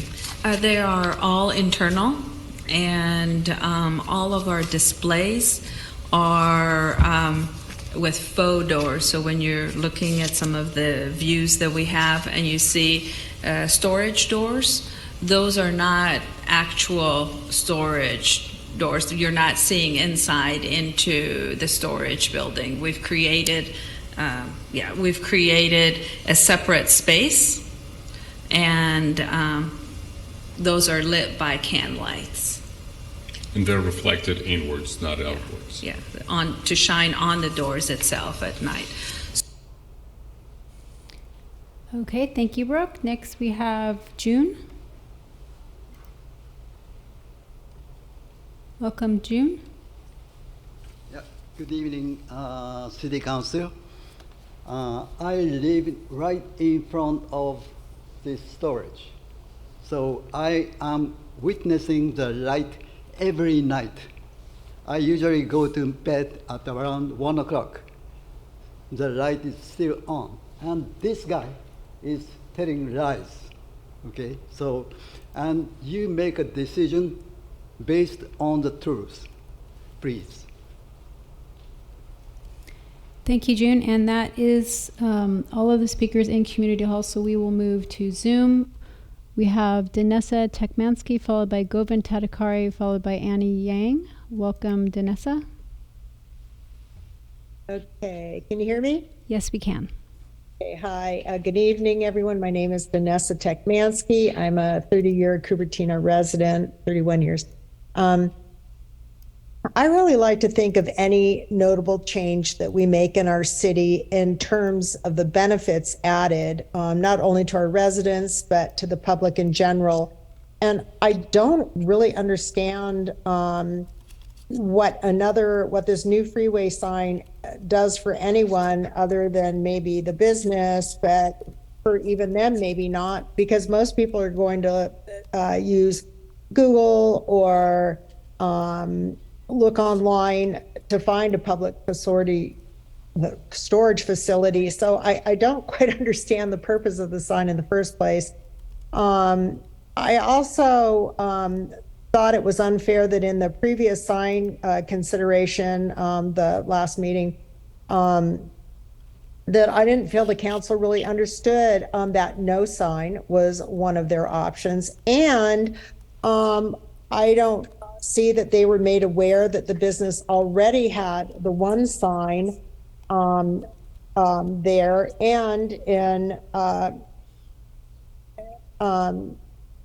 I also feel like the canned lights with the doors on the side of the building, it may not have letters, but to me that is like a big sign. So this is like they're getting a third sign. I don't get it.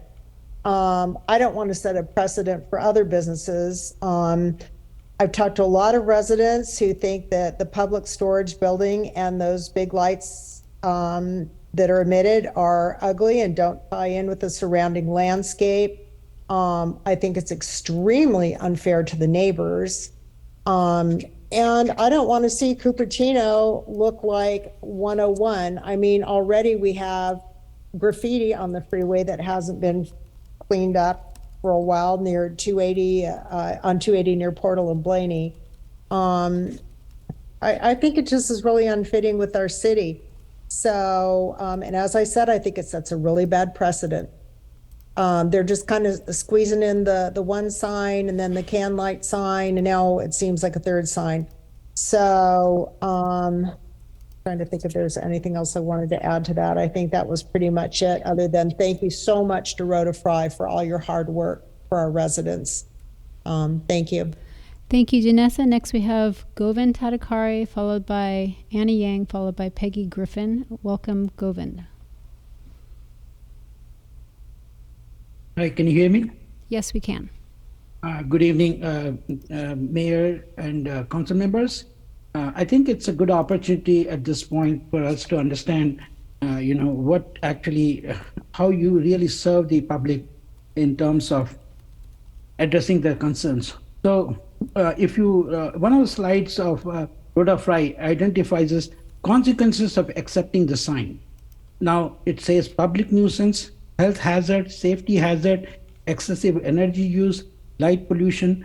So I think what we need to understand is this not only affects human species, it affects other species as well, because we are, by nature, we are used to, daytime and the nighttime, and so I think it's, to some extent, that was very well spoken by Connie Cunningham, another a distinguished member who actually talked about it. So I think I don't want to revisit that part, but what I want to say is that whenever a certain resolution comes up, especially as a de novo kind of thing where they have a right to appeal, one has to go back and look at the consequences of what your actions could be. And in this case, it is very much there. I mean, you have literally opened the doors for every other business to come back and overrule whatever is done by the Planning Commission. So I would request that please revisit sign ordinance and make it as tight as possible so that consequences of the sign are addressed before you approve anything which is related to signing. So that's one thing I would definitely appreciate to see from the council. The other thing is there are different kinds of business types. There are some businesses which require visibility at night. This is not one of those. You're not going to drive by public store and say, oh, it's 8 o'clock in the night. You go there and you say, let's go and kind of, do something at 9 o'clock or 10 o'clock. You're not going to do that. They have their own business hours. So that's another thing I would like you to point out, that there are different business types. There are some which do which operate in the nighttime as well. They have a reason to have more signage, but this is not the one. The third one, another thing I want to point out is, though we only take the lettering in our sign, if there's a brightly lit background, I think that should be included, and you should turn this down. In Cupertino has the benefit of having world's best business, the Apple computer. Look at that. They are not selling themselves by signs. They are never trying to make their footprint look that odd. So I think from that point of view, I would request, please take up sign ordinance as quickly as possible, and please do not set in motion any domino effect so that other businesses will rush to the city council to get certain concessions which they are, whenever they feel a little offended. Thank you very much, and I hope everything is taken into consideration. Thank you. Thank you, Govind. Next we have Annie Yang, followed by Peggy Griffin, followed by Tessa Parrish. Welcome, Annie. Good evening, Mayor Way, Vice Mayor Mohan, and council members. My name is Annie Yang, and I'm the chair of the Environmental Action Committee of the Santa Clara Valley Audubon Society. I'm also a resident of Cupertino. We are against adding this large illuminated sign to this building. As you know, artificial light at night has becoming a serious hazard to humans, wildlife, and the ecosystem. Since our last major discussion with you on artificial light at night, a collaboration of the United Nations, the International Astronomical Union, and Spain put out a report that called outdoor artificial light at night a pollutant and stated that we should all be treating it as such. And the report listed artificial light at night as a major risk factor for biodiversity. We know that the city takes light pollution seriously, as evidenced by our dark sky ordinance. So we hope that you can find a way to prevent this illuminated sign from polluting our city. Whether or not that is possible, we also encourage you to revise the sign code such that this situation doesn't occur in the future. We also hope that the business will respect our city's efforts to reduce light pollution by turning off lights after business hours that serve no functional purpose, and to use lighting fixtures that are less harmful, such as those that emit less white light than what they currently use, and ones that use motion sensors for activation. finally, we encourage the city to always consider supporting biodiversity in conditions of approval and the permitting process. This is accomplished in many different ways, from thinking about the illumination that comes from businesses and developments to using native plants and landscaping, for example. If we think about supporting biodiversity as a value in all we do, we will ensure that we are supporting a healthy urban ecosystem that benefits both wildlife and us as residents. Thank you. Thank you, Annie. Next we have Peggy Griffin, followed by Tessa Parrish, followed by our last speaker, San R. Welcome, Peggy. Good evening, council members and staff. I'm going to try and match the grounds to the reasons. One, offer a relevant evidence excluded at prior city hearing. The fact that there were only facing those two wall signs directly facing them, and it wasn't mentioned. I'm not saying that you didn't notice them, that they were too far, but they were facing and the staff should have mentioned it. The omission that the existing wall sign is actually a freeway-oriented sign. Jayan said it was a judgment call before it was installed, but after it was installed, it resulted in a freeway-oriented sign because it is very much visible. This should have been mentioned to inform the council, even though it's not, quote, freeway-oriented by the permit. How the square footage of the sign was measured. Nothing was said. The square footage was only the letters lighted. Thus, the existing sign, which is 51 square feet, and the proposed sign, which is 3 times that size, but they have the same letters, means that this new proposed sign is going to be 3 times the size of what now, lit up.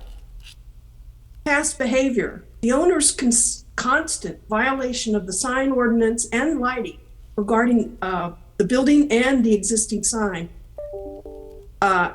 should have grounds on whether or not you allow them to have another one. City Council failed to provide a fair hearing. It was not clear by the Planning Commission's denial was invalid. The explanation did not address why specifying the minimizing distraction to motorists was an invalid reason. The scenic highway, the dark skies was quoted, but the part about distracting motorists wasn't addressed. After the break, City Manager Wu discussed the 3 findings that you required, A, B, and C. But the Muni code that was displayed was wrong. It was confusing. The actual design criteria, 19.104220, was never in the staff report or presented. The council was told they had to approve one of the signs, when in actuality, you could have found it not meet the design criteria. City Council abused its discretion, rendering a decision which findings of fact were not supported by evidence. There was no evidence. The City Council assumed that the Cupertino hotel sign was similar to the public storage sign, but nothing was presented or to justify this. The council decided based on using this assumption. Please reconsider this. Thank you. Thank you, Peggy. And our final 2 speakers are Tessa Parrish, followed by San R. Welcome, Tessa. Hi, good evening again, and thank you. So, as I drove through Los Altos and Palo Alto and the neighboring neighborhoods, I literally Los Altos was driving from there yesterday. I was asked why it was so dark, and I said, well, definitely the animals can't handle the lights. You know, they have coyotes and foxes and, you know, owls and nature. And one of the biggest things that stood out from the last meeting was the municipal code and how it was supposed to blend in or conform to the neighborhood, to the residential neighborhood. I don't see how this does conform to it. And I know it was mentioned several times in this meeting that it's non-relevant because it does conform to the municipal code. I don't see how. Also, it was kind of confusing during the last meeting because there was a break and there was a insinuation that the city council had no jurisdiction. They just had to vote for one. We couldn't, I'm having a hard time just finding where that is stated in the staff report from the last meeting. But whatever it is, we have a new city manager. I'm not sure if Gian was around for the last meeting, but I kind of feel like we can step back and take a look at whether or not this actually conformed and should have been approved, or if it was a confusion from predecessor that had approved it. It was, from my perception, like it was already approved. There was no further discussion, but there was. And so I'd like to point that out and see if that could be reconsidered, because that would account for data that was not presented, that should have been presented. Something else I heard, and I don't know if it's actually a factor, but if it is, I did research a little bit, and I'm not a lawyer, so I couldn't tell you if this is all the data, but freedom of speech was mentioned as a reason why a sign had to be approved. And I'm not sure how this would be, but regarding that matter of freedom of speech, there's a quote, does freedom of speech include signage? Justin Stevens delivered the opinion of the unanimous court with Justice O'Connor filing a concurring opinion. Stevens first noted that signs are a form of expression protected by the First Amendment, but he also said signs pose special problems that are subject to government regulation. So they can't just do whatever they want. Otherwise, why have a Muni Code if anyone and everyone could say they had freedom of speech? Another quote I have is, First Amendment forbids the government to regulate speech such as signage in any way favor some viewpoints or ideas. So this would be relevant to some idea, not just promotion of the business. A city, however, is not powerless to regulate signage within the jurisdiction, and the courts have recognized. Thank you, Tessa. Our final speaker is San R. Welcome, San. Good evening, City Council. I would like to correlate the basis for reconsideration criteria to some of the evidence that you heard today. The first one was an offer of new relevant evidence, which in the exercise of reasonable diligence could not have been produced at any earlier city hearing. I would like to submit that you have received, since the previous city hearing, several written comments from residents that are directly impacted by this existing light, as well as the proposed new LED signage that could not have been produced at the previous hearing, and staff did not make the effort to collect opinions from impacted residents. That evidence was not produced at the previous hearing. So on the first basis for reconsideration, I would like to offer that impacted residents were not polled and their feedback was not submitted to you. On the second criteria, an offer of relevant evidence which was improperly excluded at any prior city hearing, I would like to submit to you that the question that Council Member J.R. Froon just asked of staff as to why they did not bring up that there was an existing freeway-facing sign, and the reaction to that, which was in their judgment, it was not a freeway-facing sign, that was not disclosed by staff. And so I would submit to you on that second point that evidence was excluded that there was a sign present. I would also submit that you were not advised that you could vote for zero signs. And finally, on the third criteria, where proof of facts to demonstrate that the City Council proceeded without or in excess of its jurisdiction, I believe that you were not advised on the basis for which the Planning Commission had denied the approval.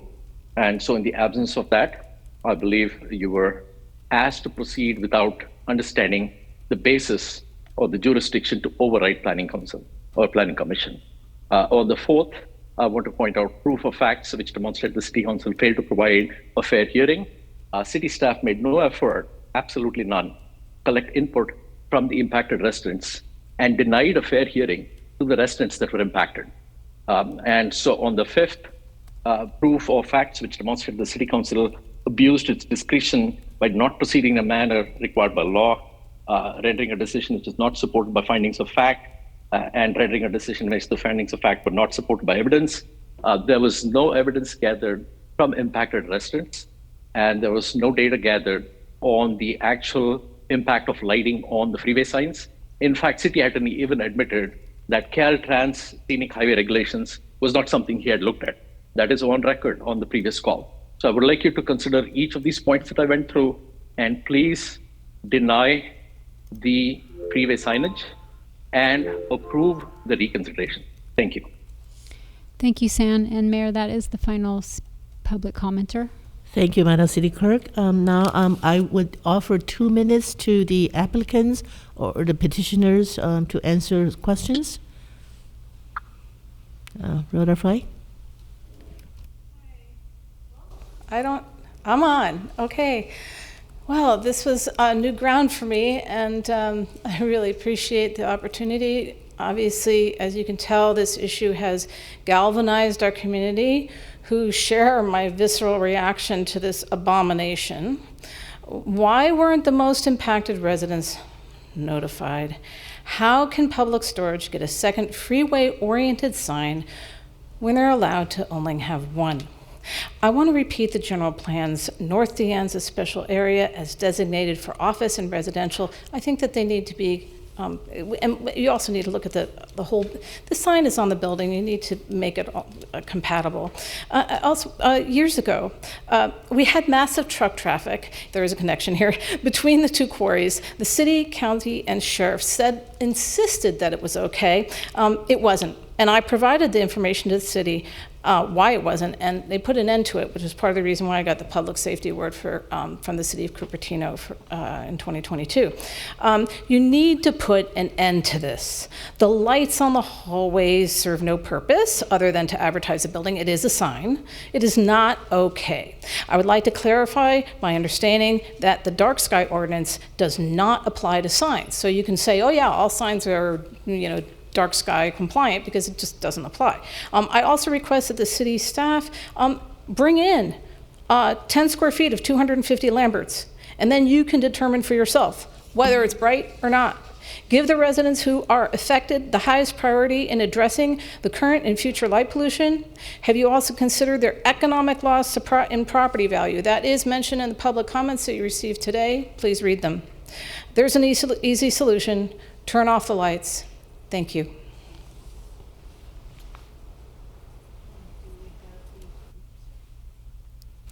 Does the applicant want to speak up? No? Okay, so if there's no more speakers, and I'm going to close the public close the public hearing and bring it back to the council for discussion.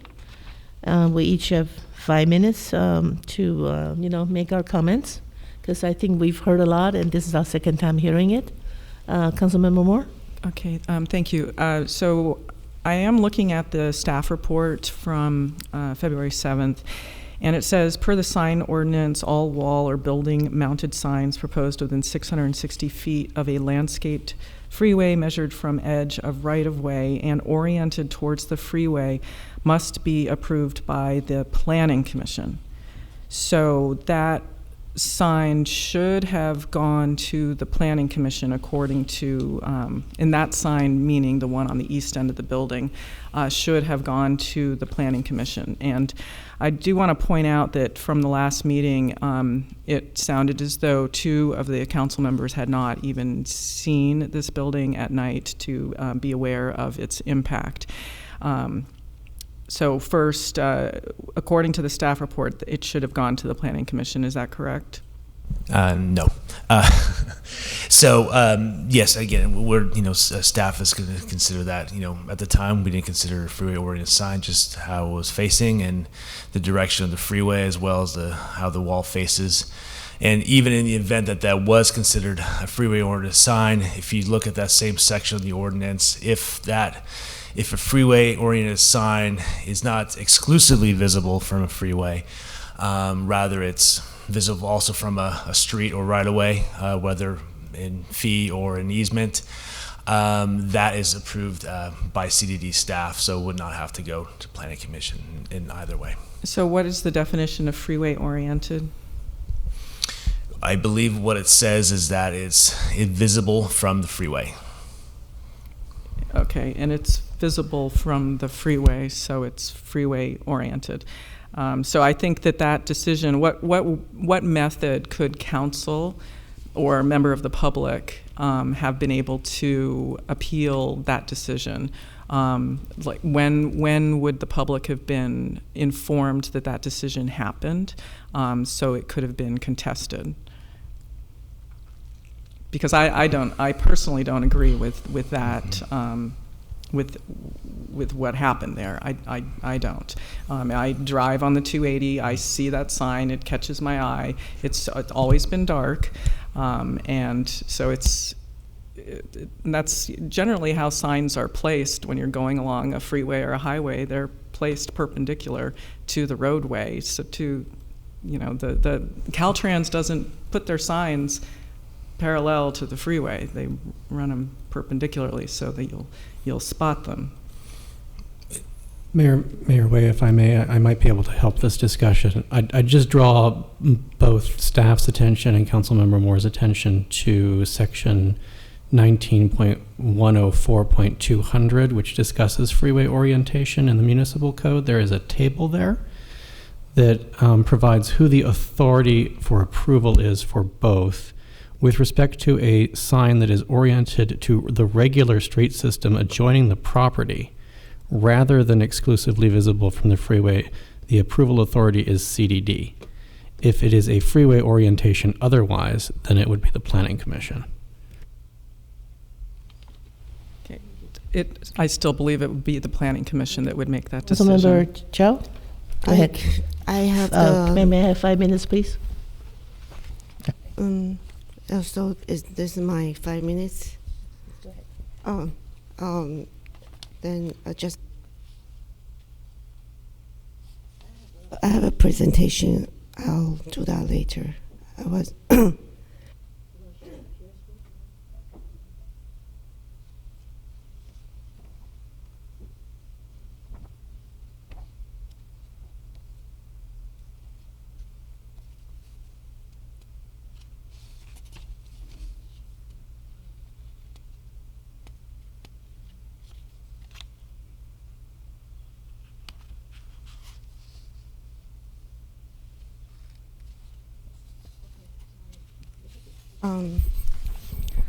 Okay.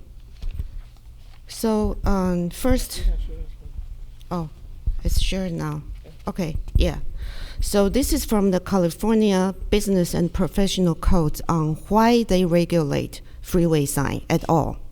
According to them, because freeway is they are trying to protect public investment in the freeway. And then it's to protect public safety, health, welfare, convenience, and enjoyment of public travel. And any sign should be presented to be safely and effectively. It just needs to be effective. So, don't know how come it doesn't go down. Okay. So regarding the definition of freeway sign, our municipal code, which is in the blue box, especially it has a definition for freeway-oriented sign, which is within 660 feet and visible from a freeway, as defined by California Business Professional Code. And the second part, visible, is defined in the professional code as capable of being seen, whether or not legible, without visual aid. According to this definition in our code, and the California Business Professional Code, sign 1 is a freeway-oriented sign. Here is a map. And the red rectangle here is sign 1. And if you are driving facing the west or north 280, that sign is very visible. Not only just visible, even with trees, it's visible. Okay? So sign 1, it doesn't matter whether it's approved as freeway sign or not, it's a freeway-oriented sign per our code and California Business and Professional Code. Therefore, we had inaccurate information from the staff report on February 7th, which claimed sign 1 is not a freeway-oriented sign. And as a result, we were told they are allowed maximum 2 signs, and then we had I think we were given accurate information in our decision. And also, this is the approval condition for this development. Lighting for development should not spill over to adjoining property. And also, there are other conditions that it should be harmonious to the neighborhood and the zone. And here is the front of the building, and then the brightness is not harmonious to the building. And this is the information I did not have on February 7th. And I think Councilmember Moore mentioned it at the time. I drove by the property afterwards, finding the windows very bright, but I didn't see this side. And then I didn't see this until last Wednesday when I went on site with the petitioner. That's when I realized if you are living across from this sign, how bright it is. And I visited the condos also, and then if you view it across from the condo, the current interior light is already very bright. Adding on top a sign is extremely bright. That's something that we have not ever seen in Cupertino. And the approval condition was the building should emulate an office building.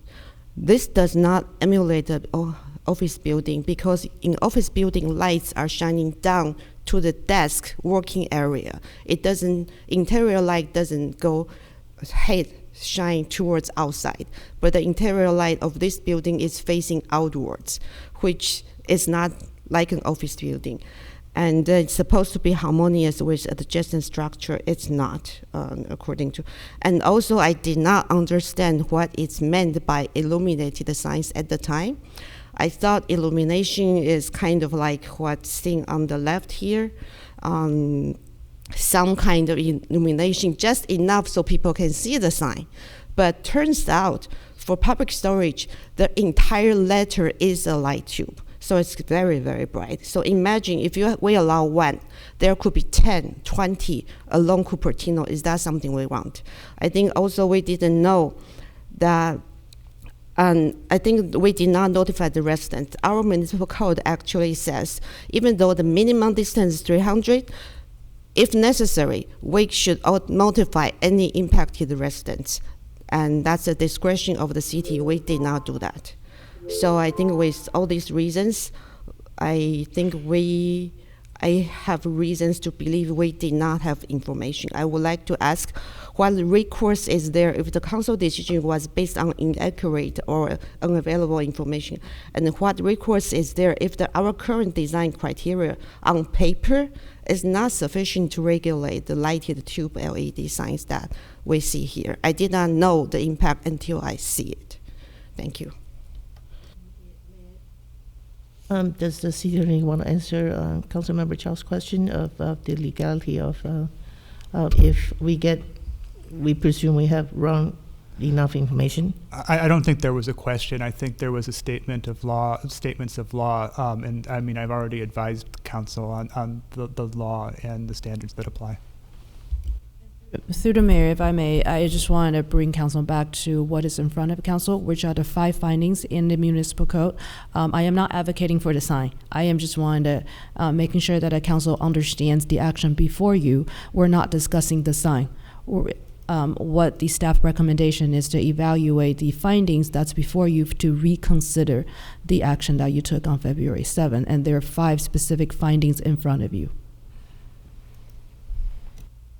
Okay, so Councilmember Moore, you have two and a half minutes. Okay, thank you. So also looking in the previous staff report, I could not find the 19.104.220 C and G findings explicitly made, and I know in the previous meeting I said that I could not make those 2 findings.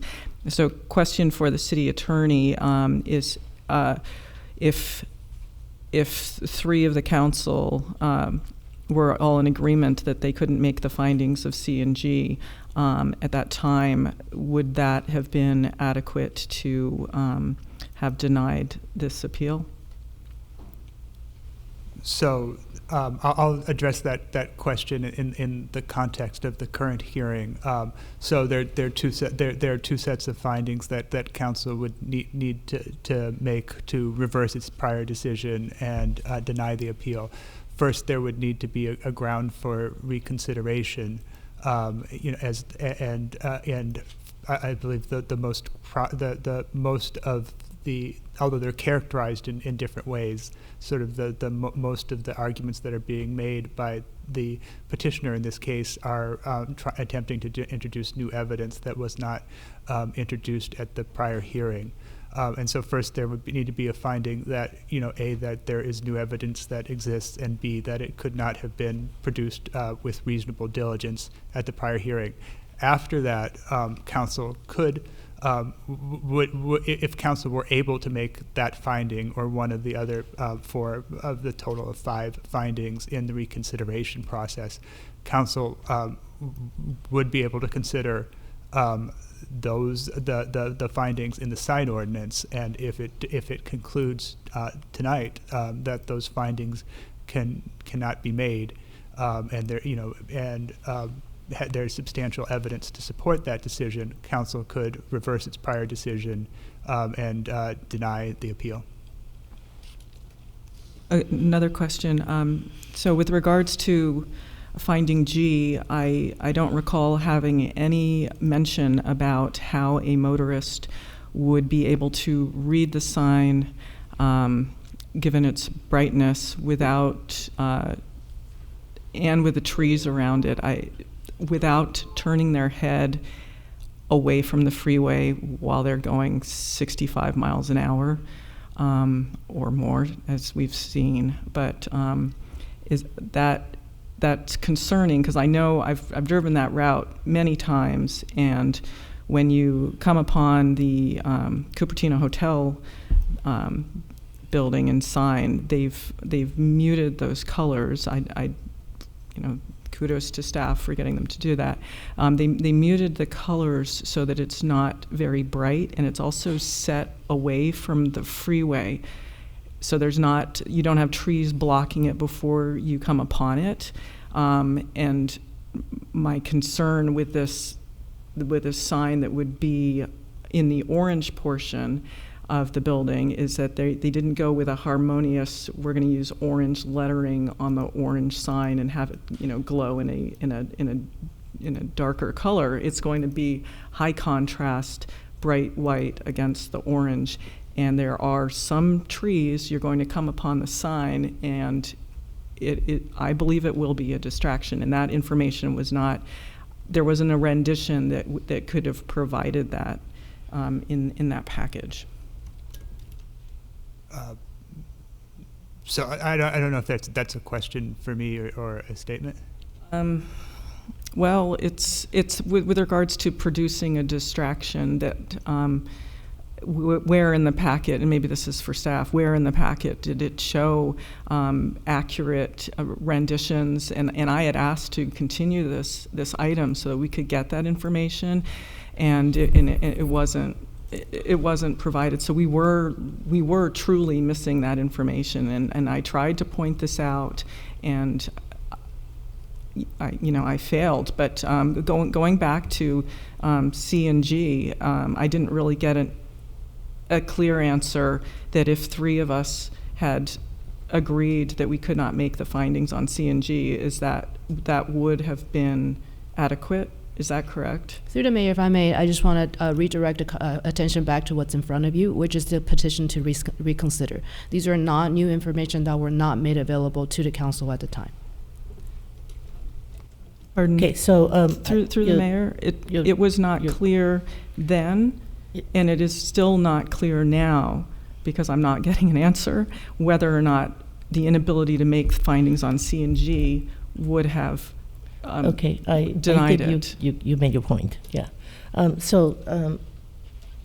I would like to make my comment, if I can, for 5 minutes. I think there is sort of agreement that this sign is not a favorite of the community. But I want to reinforce by saying we're elected officials. We don't make rules. We make rules, but we have to follow our own rules. Like Tessa Parish did say, we have government regulations. Why do we have government regulations? Because for us to follow, we have to follow our own laws. If we don't like our own laws, we can change it. You can change our city municipal codes, we can change our city ordinance, we can change our objective standards. I feel like that my hands are a little tight here because we are doing a reconsideration and there are no new facts. As for the lighting, the color, the lighting that Councilmember Moore mentioned, I used the objective standards that the how big the letter is, how light, what the lighting is 1/3 of what our municipal codes allows. So everything is within our own rules, our own municipal codes. I want to say that I hope we could make any decisions that we love to make, but we are sworn to follow laws, okay, our own codes. I am wary of, we are going to, in the next years, have more developments, maybe more height, and personally, I don't want lights high. Every building has a light like that, and advocating for apartment, for a specific store, so I would like to stop this, okay? So, but I feel that at this point, at this particular item, it is very hard for me to say, just because we don't like it, that we're not going to follow our own municipal codes, our own regulations. For example, if you're remodeling your own home, you're doing everything according to what city codes, and then all of a sudden somebody said, I don't like it, so I don't care whether you comply to city codes or not, you can't do it. I think that's unfair to anybody, but we could not let this happen again. When this project was approved, 2019, I think none of us are on council. Maybe Councilmember Chow was on council, but the design and everything is not what we not what we anticipated. As for the lighting, indoor lighting that's light up until midnight or after midnight, that is a code violation. And our staff are not lying. Our code enforcement have to go out and do code enforcement. And I think we are doing that right now. So that is not going to happen. It's not our staff's fault. It's the business or residents can also have that code violation. We have a long blower thing. You cannot blow it this way and that way. And then our city code enforcement do go out and enforce to our residents too. So that is another matter. That is not what we're considering right now. I would love if I can say, let's reverse this, whether we gonna follow our own laws or not. I feel that I can do it, but I don't think this is gonna happen again. I do think the council is very aware of it, that we are going to do something to our signs ordinance to make sure when our city moves forward with more developments, this doesn't happen again. I do not want whether it's a freeway facing or Stevens Creek facing, with big signs up there advertising for anything during night. So I think we can stop it. I do want to say thank you to Rotafy for all your work and your study and all the residents that bring this to the council's attention. We need your help. You're helping us to move forward, making a good decision that this doesn't happen again. And I have 58 seconds. I do want to say, for businesses, goodwill counts a lot. I don't think public storage hurt us, but they probably hurt us tonight. If they could show goodwill and help our residents, I think you'll get more business than having a sign light up there all night long or up to 11 o'clock. I do think business and goodwill and work with the community is a plus for any business to be in the community, make it your community. Even though if we revise our sign ordinance, we could not regulate you, but I hope that in the in the goodness of while I'm working with the community, it will bring you more business than having the light up until 11 o'clock or beyond. So that's my comment. Thank you. And Councilmember Froon and Vice Mayor Mohan. I just wanted to make a comment that when I saw all the emails that we got about most of them not happy with the sign and the lights, it sort of struck me that this was definitely not a popular action. The light, the indoor light of the building, the side light with the white lettering, but I also want to say that we are here to uphold the law and uphold the municipal code. So we don't really have too much leeway in terms of changing the code or making modifications as it stands now. That is something for the future, and I hope that is something we will consider for the future, where we will have to make some changes and come to some clarity in terms of what the sign ordinance is about. But we have a very restricted and limited grounds for reconsideration as laid out by the staff report and the city attorney's comments. So based on these five criteria, which you've heard many times today, I don't think that we have the grounds to reconsider our earlier approval of the freeway facing sign, which we made in February 7th, I believe. That's all I have to say. Thank you. Councilmember Froon, you're the only one who have time. Sure, I have really one more follow-up question for the city attorney with respect to Councilmember Chow's invocation of the Business and Professions Code and its definitions of visibility from the freeway. Irrespective of that, we would still, as a city, be able to determine which approval authority within the city would be able to decide that a freeway-oriented sign is going to be approved or not, yes? Yes, that's correct. Okay, so under that, I would expect that the section of the Business and Professions Code really has no bearing on this particular discussion. No, this discussion is based on the city sign ordinance. Very good. Okay. I will echo. The city sign ordinance refers the professional code specifically. I understand.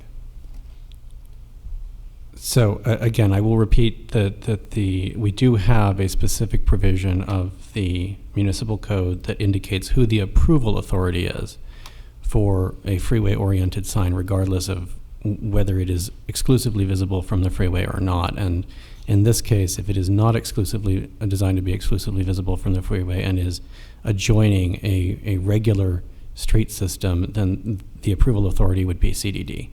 That's clear in our code. I think we need to uphold our code. So I will underscore what both the mayor and the vice mayor have said.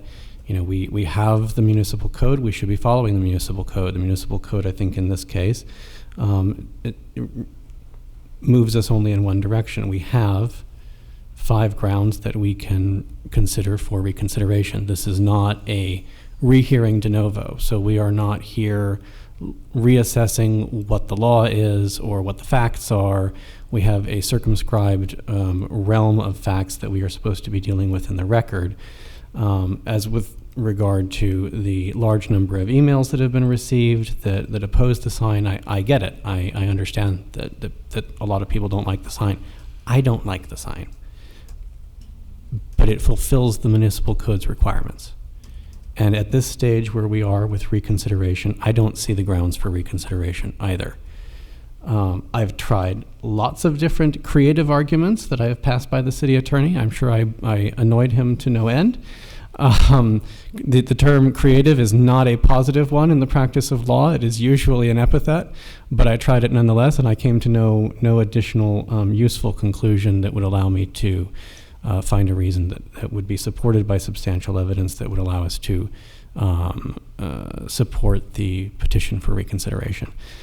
Therefore, I see no other alternative here than to deny the petition. That said, I am in full agreement with revisiting our sign ordinance so that we do not encounter this issue in the future. I think it is especially important because we know that the city will densify, that there are buildings that will be taller, and that we want to be able to feel good about the city that we live in, that we drive through, that we walk through, etc. So where signs are, how bright they are, what kind of light pollution we see in the city, that we are containing that in a way that is appropriate. To the applicant, I will reiterate also the points that have been made by my colleagues. You have a choice as to what kind of neighbor you want to be.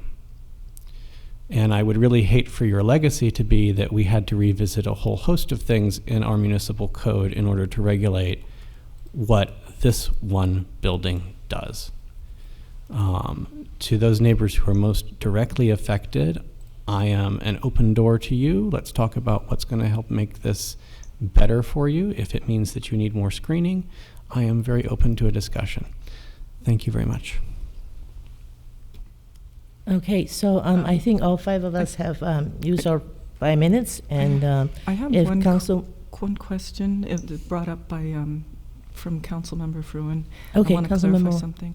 Okay, so I'm looking at the map. There's some mention about this being saying it's street facing, and I'm looking at Valley Green Drive and the road that goes down to the condominiums and public storage. Is that a public street? Does the city own it? So the way we define street and right of way in our municipal code is that it's either a fee or easement if it's open to the public. So it's a public easement. So it functions as a street and meets the definition of a street. Okay. Thank you. So I think you've got your question. I'm going to make a motion. Yes, if please. I may? Okay. So I actually side with the petitioner here. I move that we accept the petition for reconsideration because the petitioner has demonstrated the decision was not supported by findings of fact regarding 19.104.220 C and G, particularly with regards to what the signage looks like and impacts from various views on the freeway, and the explanation of these subdivisions was not adequately made, and that the petitioner provided new information not provided at an earlier hearing, namely that the freeway-oriented sign already in place fulfilled the allowance for the freeway-oriented signage. A motion, do we have a second? Second. Motion and a second. Any discussions? Yes, if Councilmember Moore could elaborate on what the substantial evidence is that supports these findings. Yes, I already have said that with regards to what the signage looks like and the impacts from the various views on the freeway, and the explanation of the subdivisions was not adequately made. So you had heard me ask about subdivisions C and G. I still do not have a clarification about those two. And lastly, that the petitioner provided new information, namely that it was a freeway-oriented sign, which it's fitting the definition. Thank you. Okay, may I ask City Manager a question? Or City Attorney, both. So is presume that Councilmember Moore believed that it's a new information that this one sign is freeway facing. Does that justify us, does it fit one of the 5 criteria? So one of the criteria is new information that could not have been presented at the prior hearing with reasonable diligence. Okay, reasonable diligence. So we do know there is one extra sign, and we did see where it was. So could this constitute new information? Well, and as we mentioned earlier, staff's interpretation of that particular sign is not a freeway-oriented sign, which is not subject to Planning Commission's approval. Okay, so you can see I'm trying very hard here to to make myself decide on something, and I hope the public knows that you do want your council members, that you let council members follow laws. We might have different perceptions of what laws, government regulations, our own municipal codes. So I'm trying really hard to understand the Councilmember Moore's point of view. Okay, thank you. well, through the mayor, I did also was unable to make the findings of C&G previously, and now I simply know much more information about this project and the process and the sign ordinance as well than I did before. Okay, thank you. So we have a motion and a second. Any more discussions? If not, Mayor, who was the second for that? I think Councilmember Moore made a motion and Councilmember Chow seconded. Thank you. So can I add some of my... Friendly amendment? Yeah. Yeah. I don't know if it's friendly amendment or... If it's different, it's a friendly amendment. Or you want to make a substitute Or- motion. It's up to you. It could be separate. Then you have to make a substitute motion. Which one would you I'll like? do that later, yeah. Actually, I would like to make a substitute motion. My substitute motion would be to approve the recommended action from staff. Do I have a second?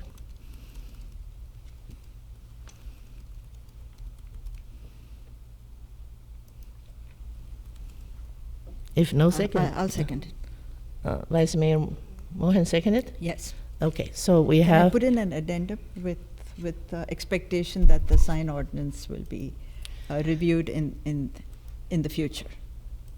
I think we could use that later. We can do it at the end to put it on the agenda. Yeah, I think that's best treated as a future Yeah. agenda item, and there are work program implications of that, but it's certainly something that would be appropriate as a future agenda item.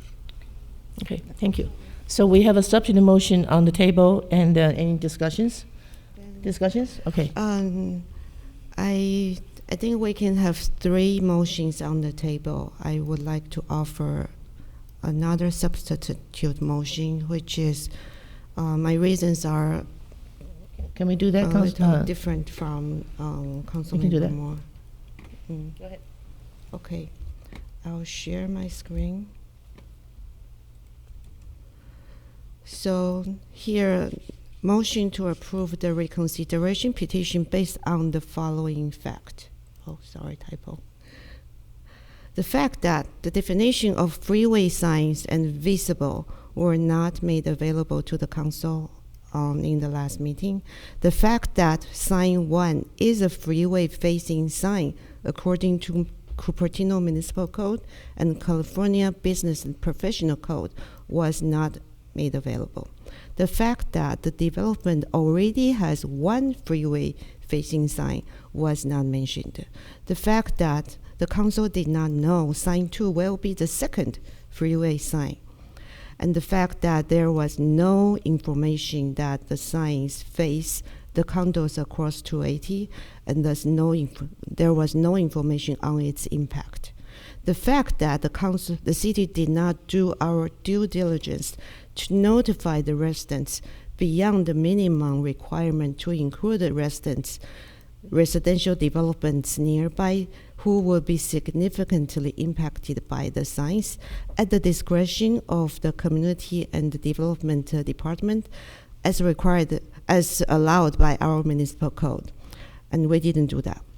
The fact that there was no information that the illumination and the color were excessive and illumination and glare in an area which is mostly dark, and excessive illumination and glare was from our municipal code.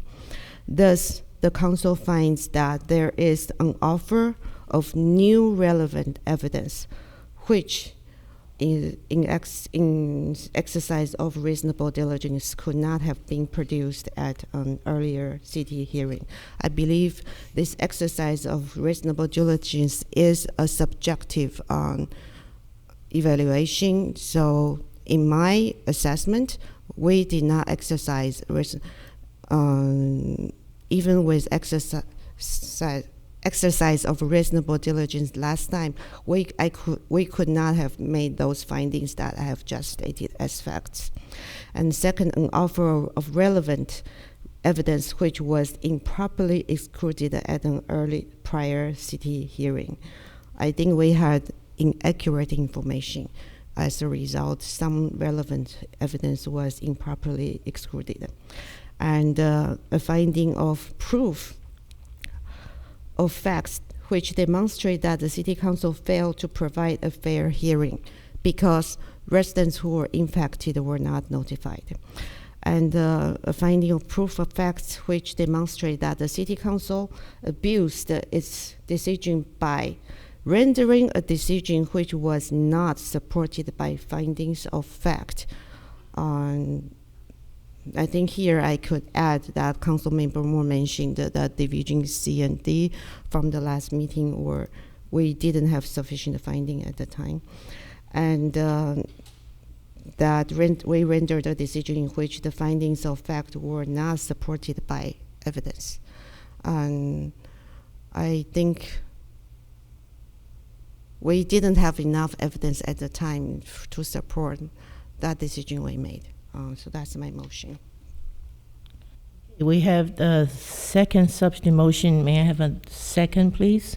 I'll second that. Okay, second by Councilmember Moore. Discussions? If we could put it back up on the screen. And scroll up. So I think we've addressed every single one of these issues already. The very first one is simply not relevant to the discussion per the discussion that we had a moment ago.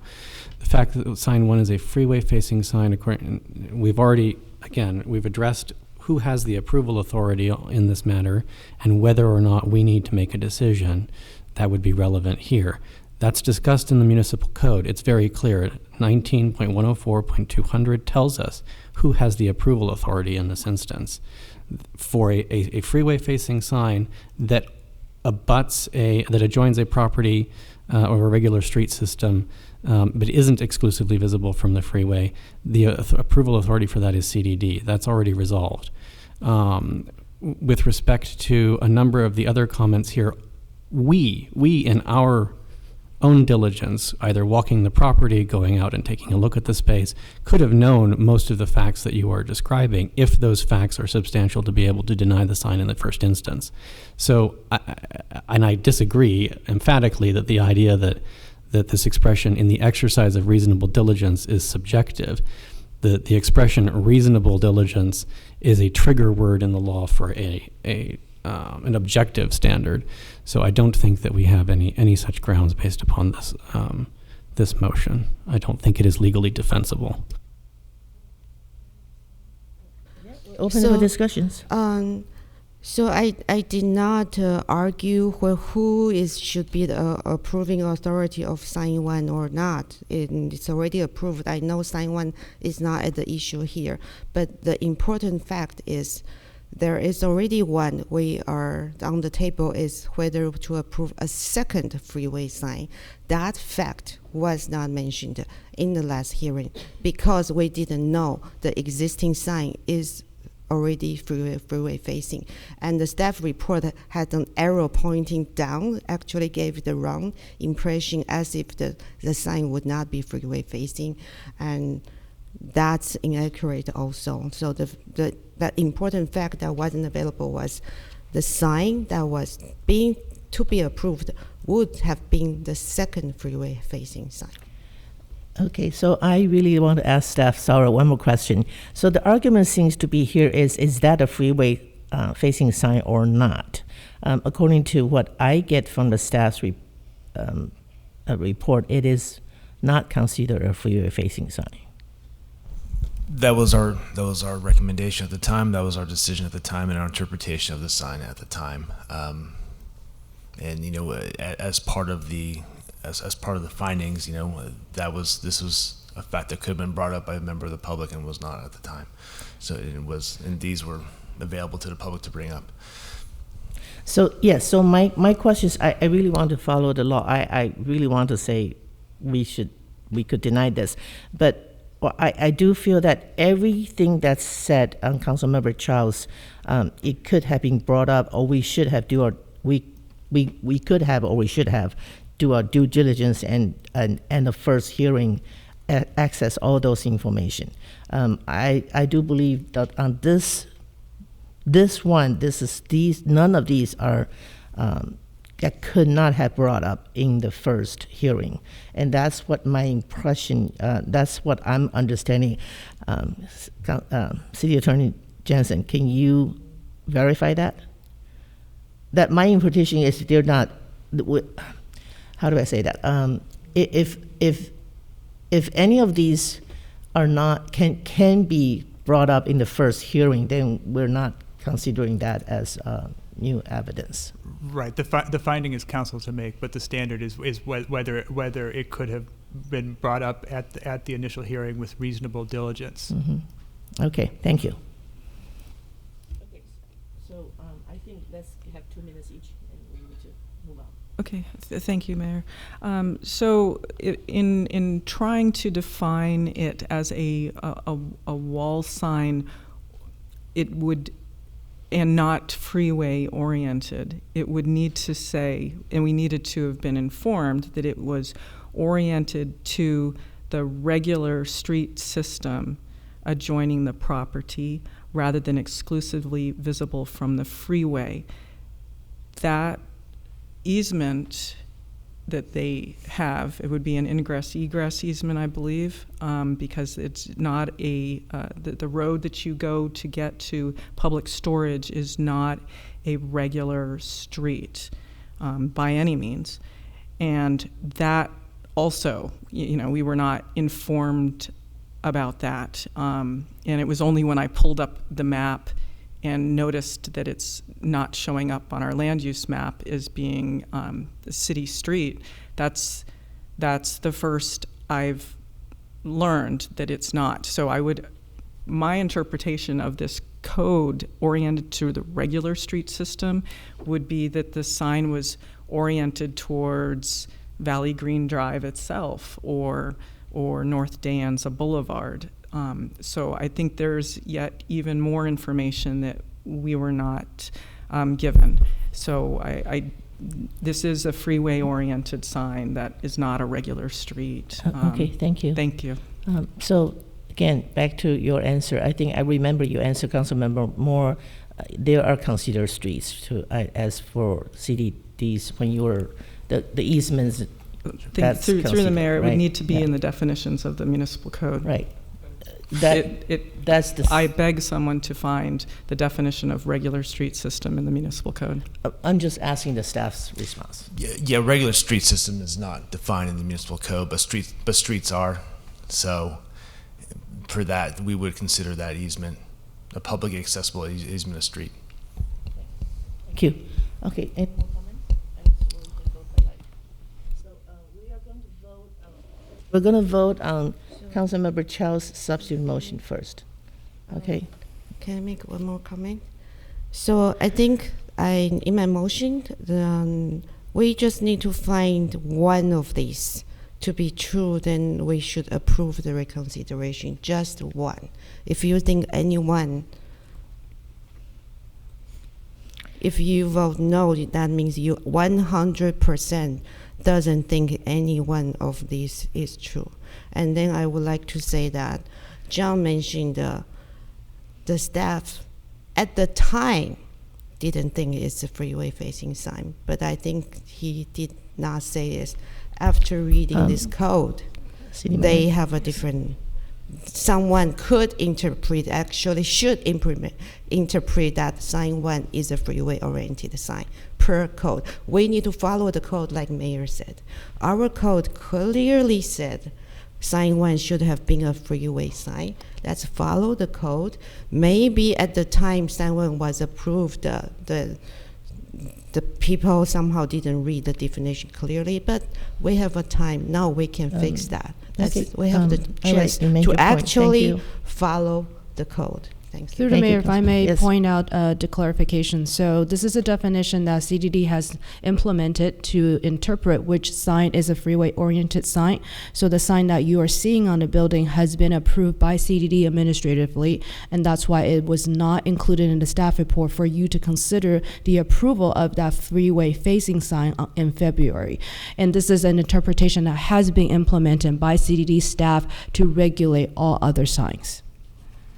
I'm not arguing understand. raise the approval or authority. But the Councilmember Mobley, fact understand your that point. Yes. the sign is freeway facing. It doesn't matter who approved it. It's freeway facing.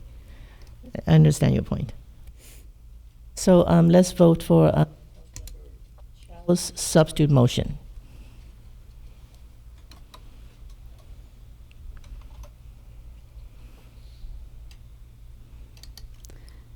The second substitute motion fails with Chow and Moore voting yes. We're moving to the substitute motion I made and seconded by Vice Mayor Mohan. Any discussions? If not, let's vote. Restate that. As recommended by staff. So Are that we- was the third substitute motion. That was the second substitute Second. motion. There The was a main second- motion Yours made by was the- Councilmember yeah. Moore. Oh, Yeah. okay.